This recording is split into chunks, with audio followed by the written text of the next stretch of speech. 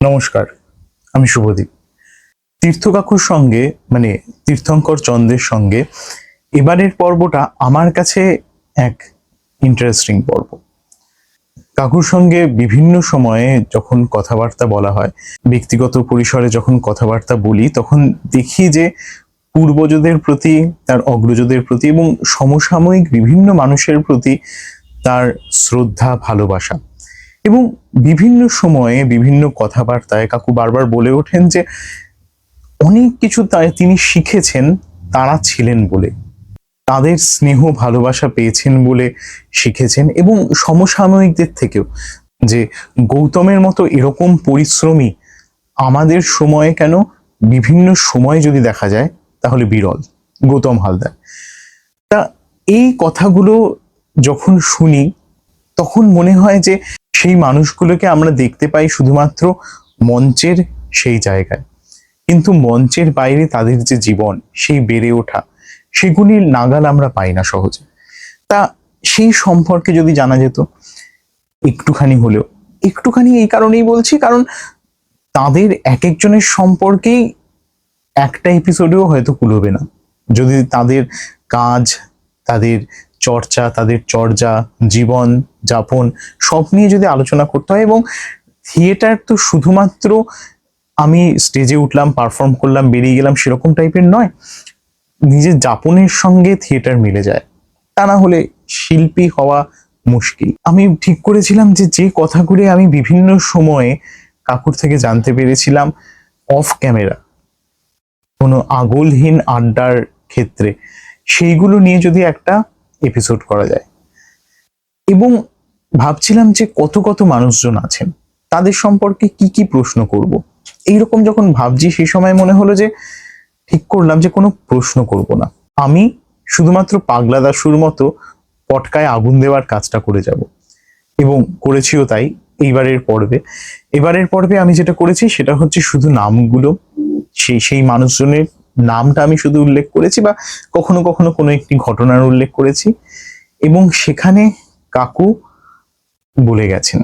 আমি জানি যে অনেকেরই মনে হবে যে এই জায়গায় তো এই মোক্ষম প্রশ্নটা করা যেত। আমারও খুব উসখুস করছিল যে কাকু যখন এই কথাটা বললেন তখন এই প্রশ্নটা করি, এই জিনিসটা জানি, কিন্তু আমি ভাবছিলাম যে কোনো প্রশ্ন, সেই ছন্দ ভাঙবো না, এবং ছন্দ যাতে না ভাঙে সেই কারণে এইবারের পর্বে আমি এডিট খুব সামান্য রেখেছি। কাকু স্বতঃস্ফূর্তভাবে যখন যেভাবে বলেছেন, অনেক ক্ষেত্রে কোনো কোনো কথা বলার সময় অনেকটা ভেবেছেন, পজ নিয়েছেন, এবং তীর্থঙ্কর চন্দ্রের সেই পজ নেওয়া, সেগুলিও যেভাবে তিনি কথা বলেন, সেই কথাগুলিও ভীষণ ভীষণ ইম্পর্টেন্ট। আমি সেই জন্য মিনিমাল এডিট সেই পদ্ধতিতে এইবারের এপিসোডটা করেছি। আশা করি আপনাদের ভালো লাগবে।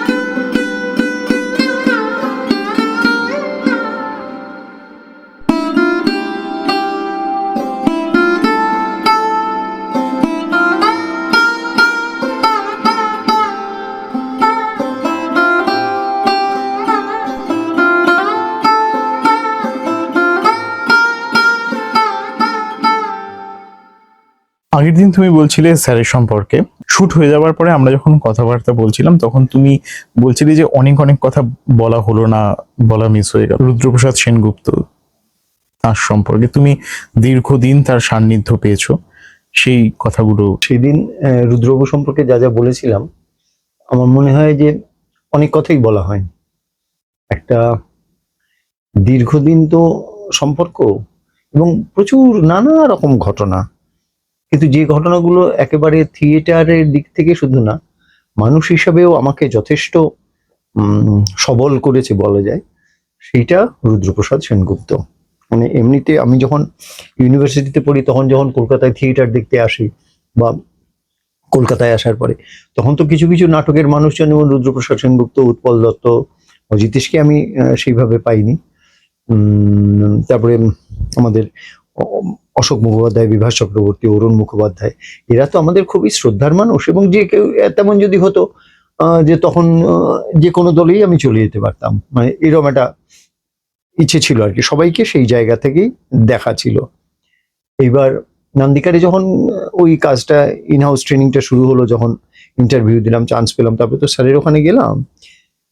কিন্তু গিয়ে আমার যেটা লাভ হয়েছে সেটা হলো যে আমরা থিয়েটারের মানুষজনেরা দুটো কাজ হয়। এক হচ্ছে থিয়েটার সম্পর্কে আমরা খুব ভালো থিয়েটার অ্যাক্টিভিস্ট হই, খুব ভালো অভিনেতা, খুব ভালো যা যা হয়, আলোক শিল্পী হতে পারে, ইত্যাদি ইত্যাদি।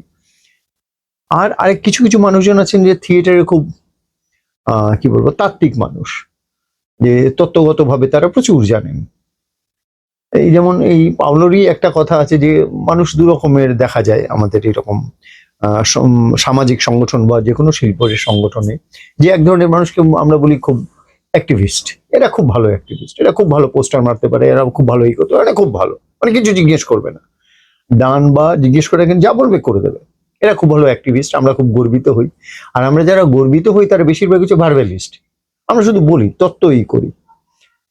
তো পাওলোও বলছেন যে, বা সবসময় এটা হয় যে এই অ্যাক্টিভিজম অ্যান্ড ভার্বালিজম, এই দুটোকেই একটা মানুষকে ধারণ করতে হয়। একটা মানুষ যতটা অ্যাক্টিভ হবে ততটা তত্ত্বগতভাবেও সে সমৃদ্ধ থাকতে হবে। এইটা রুদ্রবাবুর ক্ষেত্রে আমার মনে হয়েছে যে এইরকম সমৃদ্ধ মানুষ মগজে এবং পেশিতে আমরা খুব কম দেখেছি, খুবই কম। মানে আমার নান্দিকারের প্রথম দিনের যে অভিজ্ঞতা সেটা হলো যে প্রথম দিন ওই কাজটা রিহার্সেল টিহার্সেল, মানে প্রথম দিন যেদিন হলো সেই দিন কিছুক্ষণ পরে একটা ব্রেক দেওয়া হলো। এখনো মনে আছে আমাদের সেই দিন চিকেন রোল খাওয়ানো হয়েছিল, সেটা আমার নিজের কাছে খুব একটা বিশাল, কারণ এর আগে ওই রকম চিকেন রোল টোল খাইনি, খুব হেভি লাগছিল। তো যা খাওয়ার পরে ওইরকম যে ঘরটায় শ্যামবাজার স্ট্রিটে যে ঘরটায় রিহার্সাল, সেই ঘরটা ঝাঁট দিচ্ছিলাম। তো স্যার, আমি খেয়াল করিনি স্যার এসছেন, স্যার এসে বললেন যে দাঁড়াও, ঝাঁট দেওয়াটা এইরকম না, এইভাবে ঝাঁট দিও। এখন এই যে আমি ঝাঁট দিই নিজের, আমাদের গ্রামের বাড়িতে উঠোন ঝাঁট দেওয়া, ঘর ঝাঁট দেওয়া, এগুলো অনেক করেছি, কিন্তু স্যারের কোনোভাবে মনে হয়েছে যে এটা ঠিকঠাক হয়নি, এবং ওইটা উনি আমায় দেখিয়ে দিয়েছেন। এটা একই সঙ্গে আমার মনে হয়েছে যে আমি ঘর ঝাঁট দিতে পারি না, এটাও যে মনে, আবার একই সঙ্গে মনে হচ্ছে যে রুদ্রবাবু কিন্তু ঘর ঝাঁট দেওয়াটাকে অ্যাক্টিভলি পারেন, মানে ওইটা তত্ত্বগত না। এবং স্যারের নিজের বাড়িতেও স্যার কাজের লোক না এলে ঘর মোছা থেকে বাসন সমস্ত করতেন। স্যার তখন কিন্তু মধ্য গগনেরও কি বলবো, আরো মানে ভাস্বর হয়ে আছে। এই যে ক্ষমতাটা, শুধু তাই না, একবার পিটার ব্রুক যখন এসছেন, তখন আমি নান্দিকারে নেই, আমি ওই ওয়ার্কশপ শেষ হয়েছে, আমি তখন স্কুলে পড়াই। তো পিটার ব্রুক একটা ওয়ার্কশপ করাবেন, সেই ওয়ার্কশপটা ইস্টার্ন জোনের সমস্ত স্টেট থেকে লোকজন আসবে, তাদের একটা সম্মেলন হবে, এবং এখানে পিটার ব্রুক দুদিন ধরে ওয়ার্কশপ করাবেন, মহাভারত ছবিটা দেখানো হবে, ইত্যাদি ইত্যাদি। তো এইটা শুনে তখন আমি নান্দিকারে গিয়েছি একদিন। তো আমাদের এক বন্ধু ছিল কনাদ আর আমিনুল বলে দুই বন্ধু, ওরা ওই কারা কারা কোন স্টেট থেকে আসছে এটা লিস্ট টিস্ট করছে। তো আমি স্যারকে বললাম, স্যার পিটার ব্রুক আসছেন, আমি কিন্তু থাকবো। স্যার আমার দিকে তাকিয়ে বললেন, তুমি থাকবে? আমি বললাম যে হ্যাঁ স্যার, আমি থাকবোই। তো স্যার বললেন ঠিক আছে, ও পাশে কনাদরা লিস্ট করছে, ওই লিস্টটা করো, গিয়ে যাও। তো গেলাম, গিয়ে আমরা তিনজন মিলে ওই লিস্ট গুলো করলাম, কি কোথা থেকে আসছেন না আসছেন ইত্যাদি ইত্যাদি, হলো প্রস্তুতি পর্বের এই। তারপরে যখন পিটার ব্রুকের ওয়ার্কশপটা হলো, তখন তো এইখানে আরেকটা কথা বলা দরকার, পিটার ব্রুকের যে ওয়ার্কশপটা হবে, এটা কলকাতার কোনো হল পাওয়া যাচ্ছে না, কোথায় হবে কেউ কিচ্ছু, কোনো হল নেই, সরকারি কোনো হল পাওয়া যাচ্ছে না। কারণটা হচ্ছে যে এটা নান্দিকার করছে। কারণটা এর পরেই বোঝা যাবে। এইটা যখন স্যার কোথাও জায়গা পাচ্ছেন না, তখন স্যার তো একসময় কলকাতা বিশ্ববিদ্যালয়ের ছাত্র সংগঠনের প্রেসিডেন্ট ছিলেন, অনেক কিছু ক্ষমতা ছিল, প্রেসিডেন্ট ছিলেন, ক্যালকাটা ইউনিভার্সিটি ব্লু ছিলেন, তারপরে ও তখন থেকেই লেখালেখি ইত্যাদি, যাই হোক সব মিলিয়ে আছেন। তো স্যার তখন যেটা করলেন সেটা হলো যে শুধুমাত্র নান্দিকারের সঙ্গে পশ্চিমবঙ্গ সরকার, এদের যৌথ আয়োজন হলো, এইটা লিখে দেওয়ার পরে সঙ্গে সঙ্গে নন্দন পাওয়া গেল আর কি। এইটা না লেখা হলে নন্দন পাওয়া যেত না। আমরা তখন খুব সংস্কৃতির গর্ব করি, তো যে তখন সংস্কৃতি মনস্ক মানুষরা সব, কেউ শিক্ষামন্ত্রী, কেউ শিল্পমন্ত্রী, কেউ মুখ্যমন্ত্রী, কিন্তু এই হয়েছিল নান্দিকারের অবস্থা। তো যাই হোক, সেখানে যেই পশ্চিমবঙ্গ সরকার, নান্দিকার এবং পশ্চিমবঙ্গ সরকার এরকম লেখা হলো, সঙ্গে সঙ্গে মানে ফটফট সব দরজা খুলে গেল। তো সেইখানে একদিন যেটা হয়েছে, প্রথম দিন অনেক ডেলিগেট, বম্বে থেকে মল্লিকা সারাভাইরা সবাই এসছেন, পিটার ব্রুকের সঙ্গে সবাই এসছেন, অনেকে এসছেন যারা অভিনয় করেছেন। জাপান থেকে এসছেন যিনি মিউজিক করেছিলেন, ব্ল্যাক একজন যিনি ভীষ্মর পার্ট করেছিলেন উনি এসছেন, মানে ওই সমস্ত অভিনেতারা আছেন, তারপরে বিভিন্ন বিশাল আর কি। তো সেইখানে সেই দিন সকালবেলায় টিফিন আসেনি, এইবার একদম টাইম শিডিউল করা আছে। এখন নন্দনের যে গেটটা দিয়ে, নন্দনের পেছন দিকে মানে রবীন্দ্র সদনের পেছনে নন্দনে ঢোকার গেট, আর ওই রবীন্দ্র সদনে যদি আমরা ঢুকি ক্যাথিড্রাল চার্চে বা মোহরকুঞ্জের ওইদিকে, ওইখানে একটা গেট, গাড়িটা এখানে রাখার বদলে ওখানে চলে গেছে। এবার সবাই চিন্তা করছে এরকম কোথায় গেল, আর তাড়াতাড়ি দিতে হবে, আর টেনশন, সবাইকে খাবার সার্ভ না করলে এরপরে ওয়ার্কশপ আছে। স্যারের হঠাৎ খেয়াল পড়েছে যে না, তাহলে গন্ডগোল করেছে। স্যার চলে গেছেন ওখানে, গিয়ে ওই যে বললাম পেশির জোর, পুরো ট্রেটা মানে একটা ট্রে নিজের হাতে করে নিয়ে চলে আসছেন, মানে যেটা প্রথম দেয়া হবে কি, পাউরুটি টাউটির মানে কিরম ছিল। এবার স্যারকে দেখে যথারীতি প্রচুর মানুষজন গেছে, গিয়ে চলে এসে এই যে কোনো একটা কাজ শুধুমাত্র এই তোরা এইদিকে এই সমস্ত কর এটা না বলে নিজে করা। শুধু তাই না, মানে শঙ্খপুরের সুকন্যা নাটক যখন হতো তখন অনেকগুলো ডিমার একসঙ্গে কাজ করতো, এবং শঙ্খপুরের সুকন্যাতে সবাই তখন অভিনয় করতো।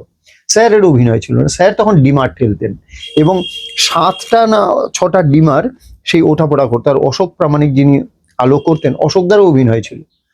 ফলে অশোকদা যখন চলে যেতেন, আমি ইউনিভার্সিটি ইনস্টিটিউটে আমি স্যারের সঙ্গে ওই যেখানে আলো অপারেট করা হয় ওখানে আমি ছিলাম, দেখছি যে স্যার কথা বলছেন আর সমস্ত ইয়েগুলো অপারেট করছেন, ডিমারগুলো।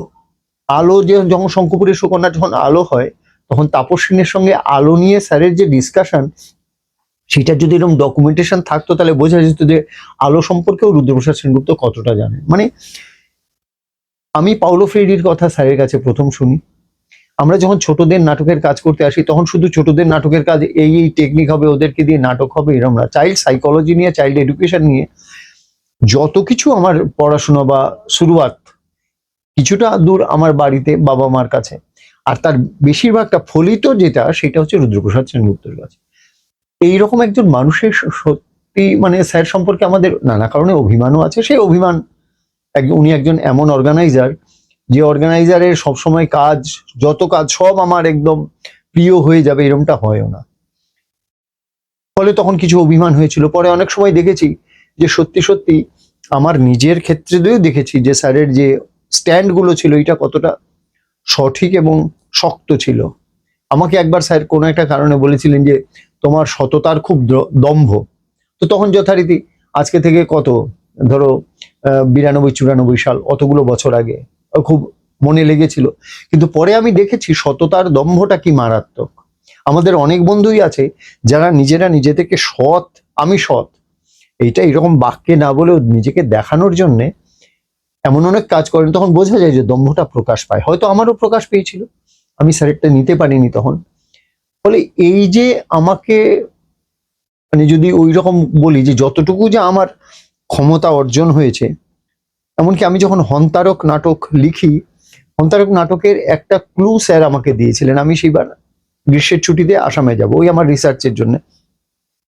তো স্যার বলছেন যে তুমি তো বাড়ি যাচ্ছ, সিলেটর ফুয়া, তোমার তো বাড়িতে কাজ নাই, তোমায় আমি একটা গল্প বলি। বলে স্যার একটা ছোট্ট টুকরো, এবং রুদ্রবাবু গল্প যখন বললেন সেটা চলচ্চিত্র থেকে স্পষ্ট হয়ে যায়। বলছিলেন এই টুকরোটা বললাম, বাকি সামনে পেছনে সাজানোর দায়িত্ব তোমার।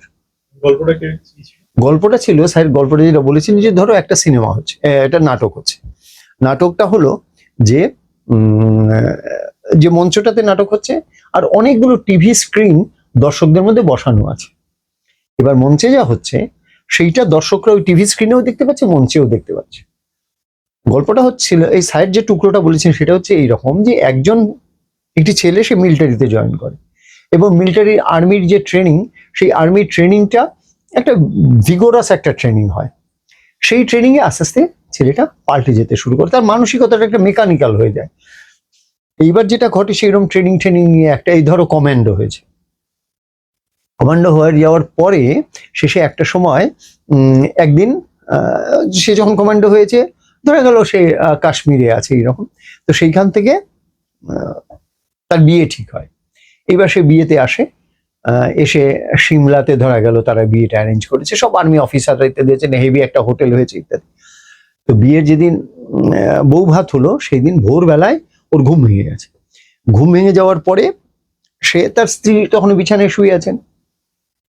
এইবার ও গিয়ে জানলা ঠালনা খুলে দিয়েছে। আর ওর সবসময় এমন একটা হয়েছে ওই ট্রেনিং এ, ও সবসময় কমান্ডোর পোশাকটা পরে ও খুব স্বচ্ছন্দ বোধ করে। ও তার রিভলভারটাও সবাই আমরা সেট হয়ে যাবে আর কি। তো যখন এরকম জানলায় খুলছে, এবার সিমলাতে কি হয়েছে, রাস্তা এইদিকে একটা হোটেল, ওইদিকে বাড়ি ঠাড়িগুলো দোতলায়, এইখানে উল্টো দিকের একটা বাচ্চা ছেলে, সে তার একটা এয়ার গান নিয়ে বসে আছে, মজা করছে এয়ার গানটা। এবার যখন দেখছি এইদিকে খুলেছে, জানলাটা খুলেছে, ওই আমাদের কমান্ডো যিনি ছিলেন উনি জানলা খুলেছে, ওই দিক থেকে ছেলেটা কি করেছে, তার এয়ার গানটা নিয়ে ওর দিকে তাকে ফলস একটা যেন ভঙ্গি করেছে। এইবার ও তো ট্রেনিং পেতে পেতে এমন হয়েছে যে ওর দিকে কেউ শব্দ করেছে মানে ওই করে দেবে, সঙ্গে সঙ্গে রিভলভার বার করে ওই ছেলেটাকে গুলি করে দিয়েছে। এবার ছেলেটা একদম নিচে পড়েছে ঠাস করে। এইবার স্ত্রী দেখেছে এটা পাগল হয়ে গেছে নাকি, এবার ও দৌড়ে আসতে গেছে কি করছে বলে ওকেও একটা গুলি করেছে। পাশের ঘর থেকে মা এসছে নিরম, ওর রিভলভারে 6টা গুলি ছিল, ওর মা বাবা ভাই মানে দাদা যে সঙ্গে ছিল, এরকম 5টা পরপর গুলি, 6টা গুলি করে দেয়। এবার রিভলভার খালি। এবার ও জানে স্যার ও রিফ্লেক্সে চলে গেছে ওইটা। এবং ওদের সেখানেই হয়েছে যে তুমি সংক্ষিপ্ততম সময়ে সবচেয়ে বেশি গুলি, এটা তোকে ট্রেনিং এ করতে করতে করতে মেকানিক্যাল হয়ে গেছে। এবার ও যে দেখেছে 6টা গুলি শেষ, ও হাত তুলে দাঁড়িয়ে আছে, শেষ।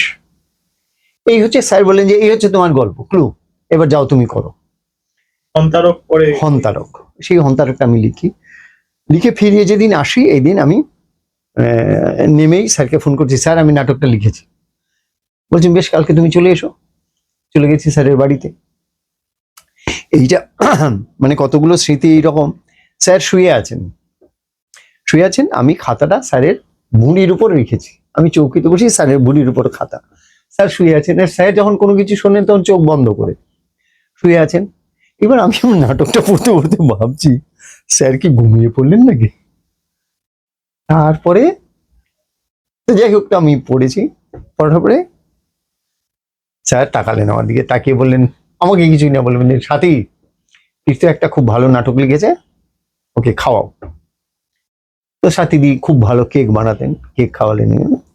তারপর বললেন চলো, দুজন মিলে তারপর শ্যামবাজার স্ট্রিটে নাম। এবং এই যে শ্যামবাজার স্ট্রিট আসছে, আমরা কিন্তু 240 বাসে করে আসছি, সবাই রুদ্রবাবুকে দেখছে। আর রুদ্রবাবুর সঙ্গে আমি এটা সিংহের পাশে শেয়ালের মতো আমি যাচ্ছি, আমার তো হেভি জ্ঞান বেড়ে যাচ্ছে। রুদ্রবাবুকে কেউ স্যার বসুন বসুন, স্যার ওগুলো পারেন না, না বসুন। আমি দাঁড়িয়ে যে শুধু ওনার মাথাটা ঠেকে যায় বলে মাথাটা নিচু করে রাখে। নন্দীগ্রামে গেছেন, গিয়ে কথাবার্তা হয়েছে, বললেন যে তুমি এই নাটকটা কালকে পড়বে। না সেই দিনই পড়েছিলাম বোধহয়, কালকেই। তো কালকে আমি যখন গেছি নাটকটা পড়তে, তখন দেখি ঘরটা কি সুন্দর করে সাজিয়ে রেখেছেন। মানে এটা স্যারই বলে দিয়েছেন, একটা টুল, তখন হাঁটু মুড়ে বসতে পারতাম, একটা টুল রেখেছেন, পাশে জল রেখেছেন, টুলটা বেশ বড়, সবাই যেতে মানে একটু সাজানো আছে। এবার নাটকটা আমি পড়ি। যাই হোক, নাটকটা আমাদের বন্ধু বান্ধবদের অনেকেরই ততটা ভালো লাগেনি, হয়নি নাটকটা, যে নাই হলো। কিন্তু এই যে এতটা গুরুত্ব দেয়া, শুধু তাই না, একবার আমি তখন এডওয়ার্ড বন্ডের লিয়ার নাটকটা পড়েছি, পড়ে তো আমি খুব উত্তেজিত। লিয়ার নাটক অসামান্য একটা নাটক। ওই ওই যে বলে শেক্সপিয়ারের যে কথাটা আমরা পরে হয়তো আসবো, যে কিং লিয়ারের গল্পটা লন্ডনে চলতো, শেক্সপিয়ার সেটাকে নতুন করে লেখেন। ওই লিয়ারটাকে মাথায় রেখে এডওয়ার্ড বন্ড আরেকটা লিয়ার, শুধু লিয়ার, ওনার নাটকের নাম হচ্ছে লিয়ার। তো সেই নাটকটা করেন, আমি পড়ি, পড়ে তো আমি খুব উত্তেজিত, দারুণ হয়েছে। একদিন স্যার বললেন, স্যার আমি লিয়ার নাটকটা নান্দিকারে করলে হয়, আমরা অনেকে আছি, অনেকে। স্যার বললেন হ্যাঁ হ্যাঁ ঠিক আছে দাঁড়াও চল। একদিন নান্দিকারের একটা রিহার্সাল সকাল 10টা থেকে, এই মর্নিং শিফট হয় 10টা থেকে 1টা না 3টে পর্যন্ত রিহার্সাল হলো। রিহার্সাল হয়ে যাওয়ার পরে সন্ধ্যেবেলায় স্যারের আবার একটা সেমিনার আছে, ওই একাডেমি না রবীন্দ্র সদন কোথাও। তো স্যার বললেন যে থাকো তুমি। আমি আর স্যার রয়ে গেলাম একাডেমির পেছনে, যেখানে একদম বাইরে বেরিয়ে আসার যে রাস্তাটা, মানে যেখানে নান্দিকারের একটা গোডাউন আছে, এর উল্টো দিকে ওই যেখানে জেনারেটরটা রাখা আছে তার পাশে 2টো চেয়ার নিয়ে একটা টেবিল নিয়ে স্যার বললেন যে লিয়ার পড়েছ? হ্যাঁ। ওই ক্যান্টিনে বললেন যে আমাদের কিছু খেতে দাও। আর সবাই তো স্যারের একেবারে আমাদের কিছু খেতে দে, আমাদের কাজ আছে বলে সেই পাউরুটি টাউরুটি ইত্যাদি এলো, খাওয়া হলো। স্যার বললেন যে বলো তো গল্পটা লিয়ারের। যথারীতি স্যারের চোখ বন্ধ, আমি তো বলেই যাচ্ছি গল্প, খুব উত্তেজনায় তখন টকবক করছি। স্যার শুনলেন, অনেকক্ষণ শুনলেন। শুনে আমায় যেটা বললেন যে আচ্ছা, ওই যে জেলখানাতে লিয়ারের ভূতটা এলো, ওই জায়গাটা তো তুমি বললে না। এবার এই লিয়ার স্যারের পড়া, স্যার তবুও আমার কাছ থেকে গোটাটা শুনছেন। রুদ্রপ্রসাদ সেনগুপ্ত আমার কাছ থেকে গল্পটা শুনবেন এত ক্ষমতা আমার নেই, কিন্তু স্যার শুনেছেন। শুনে যে জায়গাটা আমি বাদ দিয়েছি সেই জায়গাটা বললেন যে এটা তুমি বললে না কেন। আমি বললাম যে হ্যাঁ এটা তো ছিল বলে বললে না কেন। আমি বললাম যে স্যার আপনি পড়েছেন।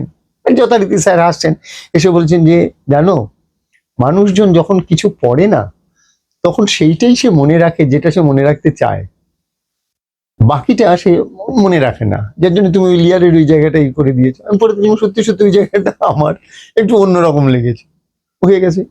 এবার স্যার সেটা শুনলেন, শুনে তারপরে বললেন যে দেখো আমাদের তখন সত্যি নান্দিকারে এই মানে আমাদের যে ইনফ্রাস্ট্রাকচার তাতে লিয়ারের ভালো তখন অনুবাদও ছিল না। এরপরে নাটকটা আমি অনুবাদ করি, কিন্তু সেইটাও আবার অনুবাদ করার পরে দেখা গেল যে প্রায় ইংরেজিতেই বাংলা লিখেছি আর কি। মানে বাংলাটা এমন হয়েছে যে ইংরেজিটা মানে খুব সহজ বাংলা হয়নি। তো যাই হোক, সেটা পরে স্যাস পত্রিকায় বেরিয়ে হয়েছে। এই যে প্রত্যেকটা, শুধু আমাকে বলে না, প্রত্যেকটা মানুষকে যে গুরুত্ব দেয়া। একদিন গৌতম হালদারের সঙ্গে স্যারের একটা বিষয়ে তর্ক হচ্ছে, সেদিন আমি নান্দিকার শ্যামবাজার স্ট্রিটে, আমি রাত্রিরে ফিরতে পারিনি, আমিও শ্যামবাজার স্ট্রিটে ঘুমাচ্ছি, গৌতমও আছে। স্যার আর গৌতম আমাদের এখান থেকে নান্দিকার থেকে, আর স্যার ওই রবীন্দ্র মানে ওনার বাড়ি যেখানে আর কি বিবেকানন্দ রোড থেকে, প্রায় সারা রাত দুজনে তর্ক করে গেলেন, মানে কথা বলে গেলেন। আর গৌতমও ছাড় নেওয়ালা না, স্যারও সেই রকম।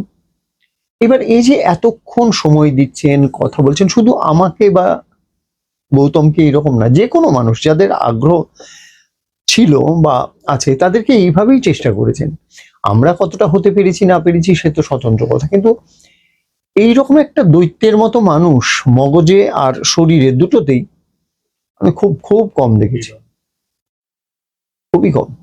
যেমন অরুণ মুখোপাধ্যায় খুব সহজ মানুষ, খুব, কিন্তু স্যার ফিজিক্যালি অনেকটা কি বলবো, অতটা রুদ্রবাবুর মতো অতটা ইয়ে না, সবল না, স্বাভাবিকভাবে স্যার দীর্ঘদিন। এবং যে জন্যে ফুটবল নাটক যখন স্যার লেখেন তখন ফুটবল নাটকটা লিখতে গিয়ে স্যার খেলার মাঠ চিনতেন, এডুকেশন সিস্টেমটা চিনতেন, আর লুপেন্সির সমস্ত কিছু জানতেন। ওই যে আমরা বলছিলাম যে স্যার চাল চুরি করে জুয়ো খেলছেন, এগুলো আছে স্যারের, বহু বহু ধরনের ইয়ে আছে, কীর্তিকলাপ আছে। অথচ স্যারের বাড়িতে শিক্ষাবিদরা রয়েছেন। স্যারের ইন্টারভিউতে আছে যে শ্যামবাজার স্ট্রিটে দোতলায় হয়তো স্যার ঘুমিয়ে আছেন, ঘুম থেকে উঠে দেখলেন যে ওনার উপরে কোনো ট্রাম শ্রমিক অনেক রাত্রিরে এসছেন, তাকে দাদা ঘুমোতে দিয়েছেন, ট্রাম শ্রমিকের পাটা রুদ্রবাবুর উপরেই পড়ে আছে। বলছে এইরকম ভাবে বড় হয়েছে। ফলে এই স্যারকে পাওয়াটা, এটা আমার নিজের কাছে একটা অনেক বড় আশীর্বাদই বলবো আমি। অনেক অনেক কাজ, অনেক শিখেছি, মানে কতটা শিখতে পেরেছি জানি না, প্রচুর। এবং এত এত ক্ষমতাবান, আর পড়াশুনো সেই মানে এত। কোনোদিন আমরা দূরে যখন শো করতে গেছি তখন রুদ্রবাবু কোনোদিন নাইট জার্নি যখন হতো তখন গাড়িতে কোনোদিন উনি ঘুমোতেন না, একদম সামনের দিকে সিটে একটা আলো জ্বলতো, সারা রাত ওই বাসে বই পড়তেন। কিন্তু যে স্যার ঘুমোতেন না এরকমটা নয়, এমনি অন্য সময় কিন্তু বাসে জেগে আছেন যদি কারো কোনো অসুবিধা হয়। এইটা মানে আমি যতদিন নান্দিকারে ছিলাম ততদিন দেখেছি, অল্প কদিনই ছিলাম, আমার অন্যান্য বন্ধুরা অনেক বেশি দেখেছে, কিন্তু স্যারের এই ক্ষমতাটা অসামান্য। মানে আমি পাওলো ফ্রেডির বই থেকে শুরু করে এই যে অন্যান্য চাইল্ড এডুকেশন এন্ড চাইল্ড ইয়ে নিয়ে, সাইকোলজি নিয়ে যা পড়াশুনো, নান্দিকারে তো একদম নিবেদিতা কলোনিতে একদম হাতে কলমে কাজ করতে হয়েছে, তো তখনও স্যার কিন্তু ওইগুলো বলে দিয়েছেন। ফলে ওনার কাছে আমার কৃতজ্ঞতা শব্দটা খুবই কম, কিছুই বোঝানো যায় না, এই আর কি। আমি আগের দিন বলছিলাম যে অরুণ মুখোপাধ্যায়ের থিয়েটারের যে ঘরানা এবং তোমার ঘরানার সঙ্গে আমি কিছুটা মিল পাই। অরুণ মুখোপাধ্যায়ের সান্নিধ্য তুমি অনেক অনেক বছর পেয়েছো, সেই অরুণ মুখোপাধ্যায় নাটকের জগতের কিংবদন্তি। আমি কলকাতায় যখন প্রথম আসি তখন তো জগন্নাথ চলছে, স্যার করছেন। আমি অনেকবার জগন্নাথ দেখেছি, তবে ফুটবল বা টিনের তলার মতো নয়, কিন্তু 5-6 বার তো দেখিয়েছি। প্রতিবারই মনে হতো প্রথমবার দেখছি। এটা হচ্ছে অভিনেতা অরুণ মুখোপাধ্যায়। আর ব্যক্তি অরুণ মুখোপাধ্যায়ের সঙ্গে সম্পর্ক হয়েছে অনেক পরে, মানে খুব ঘনিষ্ঠ সম্পর্ক হয়েছে। আমরা বোলপুরে একবার একটা ছোটদের নাটকের ওয়ার্কশপ করতে যাই। তো যারা আমাদের নিয়ে যান, পরে সেই স্থাপনা বলে একটা ছোটদের নাটকের গ্রুপ হয়, এখনো আছে, খুবই ভালো কাজ করছে তারা, কিন্তু নানা কারণে হয়তো একটু দূরত্ব হয়ে গেছে। তো সেই স্থাপনার যে প্রধান গৌতম মুখোপাধ্যায়, অরুণবাবুরও খুব কাছের মানুষ। তখন অরুণবাবু ও যান ওখানে, এবং সেইখানে প্রোগ্রামটা এরকম হয় যে 3 দিন, দিনের বেলা ছোটদের নাটকের কাজ হবে, আর সন্ধ্যেবেলা একটা নতুন নাটক তোলা হবে। তো সেই নাটকটা তোলা হচ্ছে, কিন্তু সেই নাটকে আমি কোনো অভিনয় করি না। মানে কৌশিক আছে, পলান আছে, আর শিউরির কিছু মানুষজন আছেন, মাঙ্গলিকের সমীর দা আছেন, প্রদীপ চক্রবর্তী আছেন, এরকম আছেন, স্যার তো আছেনই। শুভ জোয়ারদার পাপের যিনি করেন, শুভদা তো কবি, গান লিখছেন, এইরকম। তো সেটা সন্ধ্যেবেলায় ওই ওয়ার্কশপটা হচ্ছে। ওইখানে একটা নাটক ওঠে, সেটা হচ্ছে ফেরত চাই বলে, রিফান্ড বলে একটা গল্প, যেটা স্কুল পাঠ্য। সেইটা স্যার অনুবাদ করেন, এবং অসামান্য অনুবাদ। এবং এই প্রসঙ্গে এটা বলে রাখি, স্যারের অনুবাদটা যেমন, তার চেয়েও বড় কথা হচ্ছে স্যারের নাটক লেখার, স্ক্রিপ্ট লেখার, হাতের লেখা, এবং মানে তুমি আর্কাইভে রাখার মতো এইরকম। তো ফেরত চাই নাটকটা যখন উঠছে, তখন ওই 3-4 দিন 5 দিন আমরা গৌতম স্যারের সঙ্গে একসঙ্গে ছিলাম। তারপরে আরেকটি নাটক হয় দে মা পাগল করে, সেটাও স্যার নাট্যরূপ দেন, তাতে আমার একটা অভিনয় ছিল। পরে অবশ্য ফেরত চাইতেও আমি একটা অভিনয় করতাম। তো তখন দেখেছি যে মানুষের সহজতা এবং গভীরতা কতটা হতে পারে। এবং স্যার শুধু যে অভিনয় কাউকে দিয়ে করিয়ে নেন, কি করে করিয়ে নিলেন সেটা একটা অবাক করা। কারণ কোনো সময় উঠে গিয়ে তুমি এরকম করো বলছেন না, কিন্তু যেভাবে বলছেন তাতে সে যেন বুঝতে পারছে যে আমি ওইটা করলেও করতে পারি। যেমন মানে যেমন ধরো, একটা জায়গায় আমার একটা ঢোকা আছে, আমি ঢুকলাম, ঢুকে কথাবার্তা বলে ভালো করেছো, তা তুমি তো ওইরকম, তুমি এরকম কি করে ঢুকবে? এই যে মানুষের চিন্তা ভাবনার জায়গাগুলোকে খুলে দেয়া, এবং তাকে নিজেকে খুঁজে বার করা, কি আমি করব, সেইটা আমি অরুণবাবুর কাছে শিখেছি। এবং সহজতা বলছি, তখন স্যার পরশুরামের জন্য ন্যাশনাল অ্যাওয়ার্ড পেয়ে গেছেন। আর কলকাতায় তো জগন্নাথ, এই সমস্ত তো আছেই। আমরা নির্ণয় বলে একটা নাটক, যেখান থেকে প্রদীপদার সঙ্গে আমাদের পরিচয়, নির্ণয় নাটক করছেন, সেই টেক্সট স্যারের, পরিচালনা স্যারের, মূল চরিত্রটা স্যার করেননি।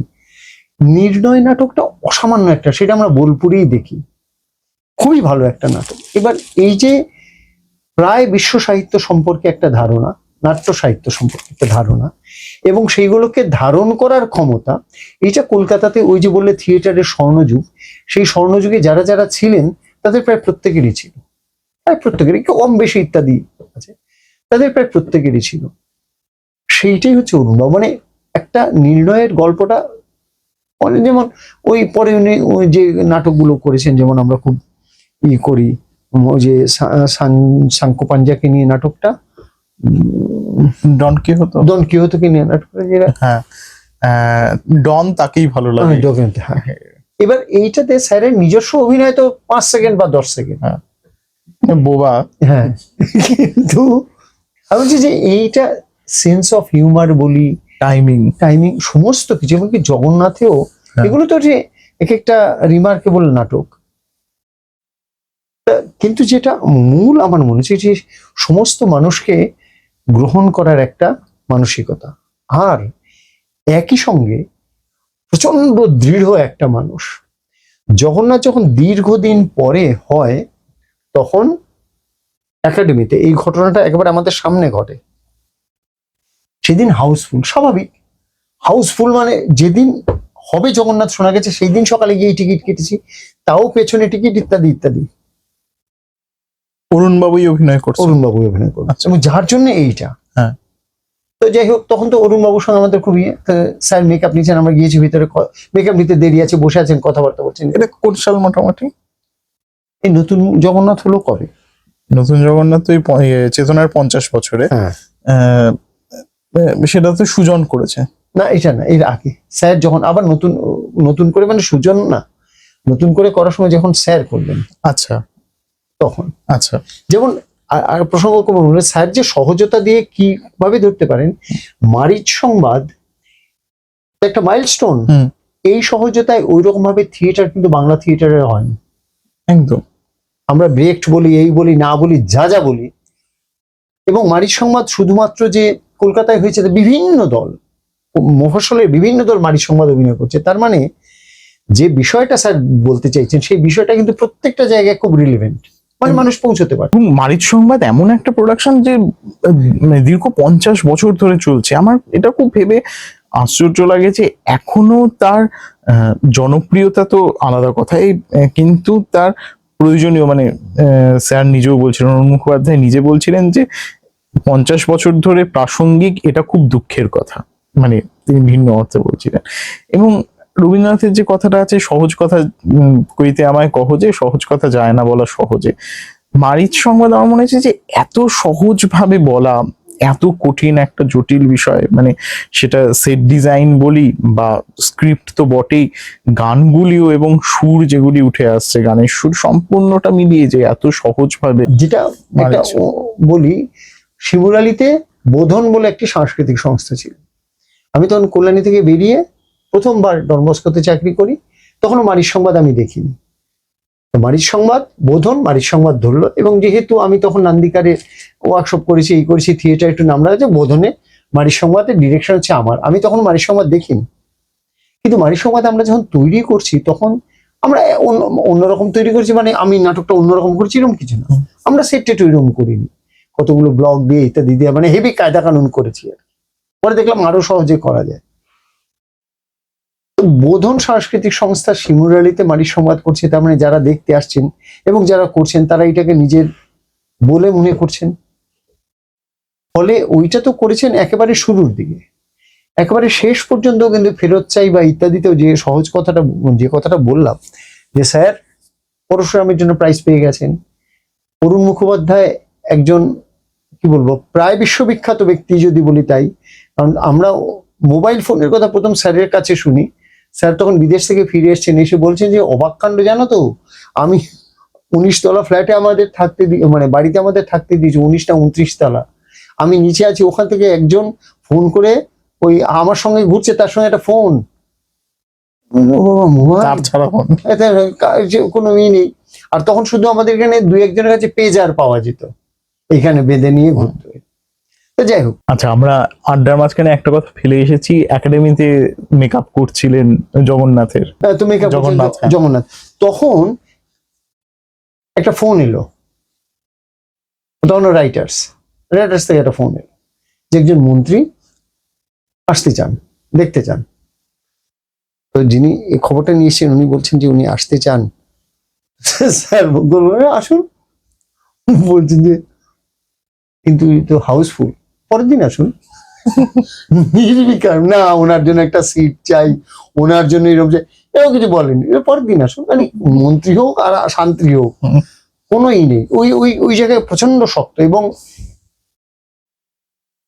আমরা কখনো কখনো স্যার যে কতটা কঠিন, একবার মহিষাদলে আমরা নাটক করতে গেছি, একজন ভদ্রলোক, আমরা ওই যেমন হয় যে সবাই বিভিন্ন জায়গা থেকে আসে, তো হতো যেখানে নাটক হতো তার আগে একবার বসে বসে পার্টটা বলিনি, রিহার্সাল মতো হলো।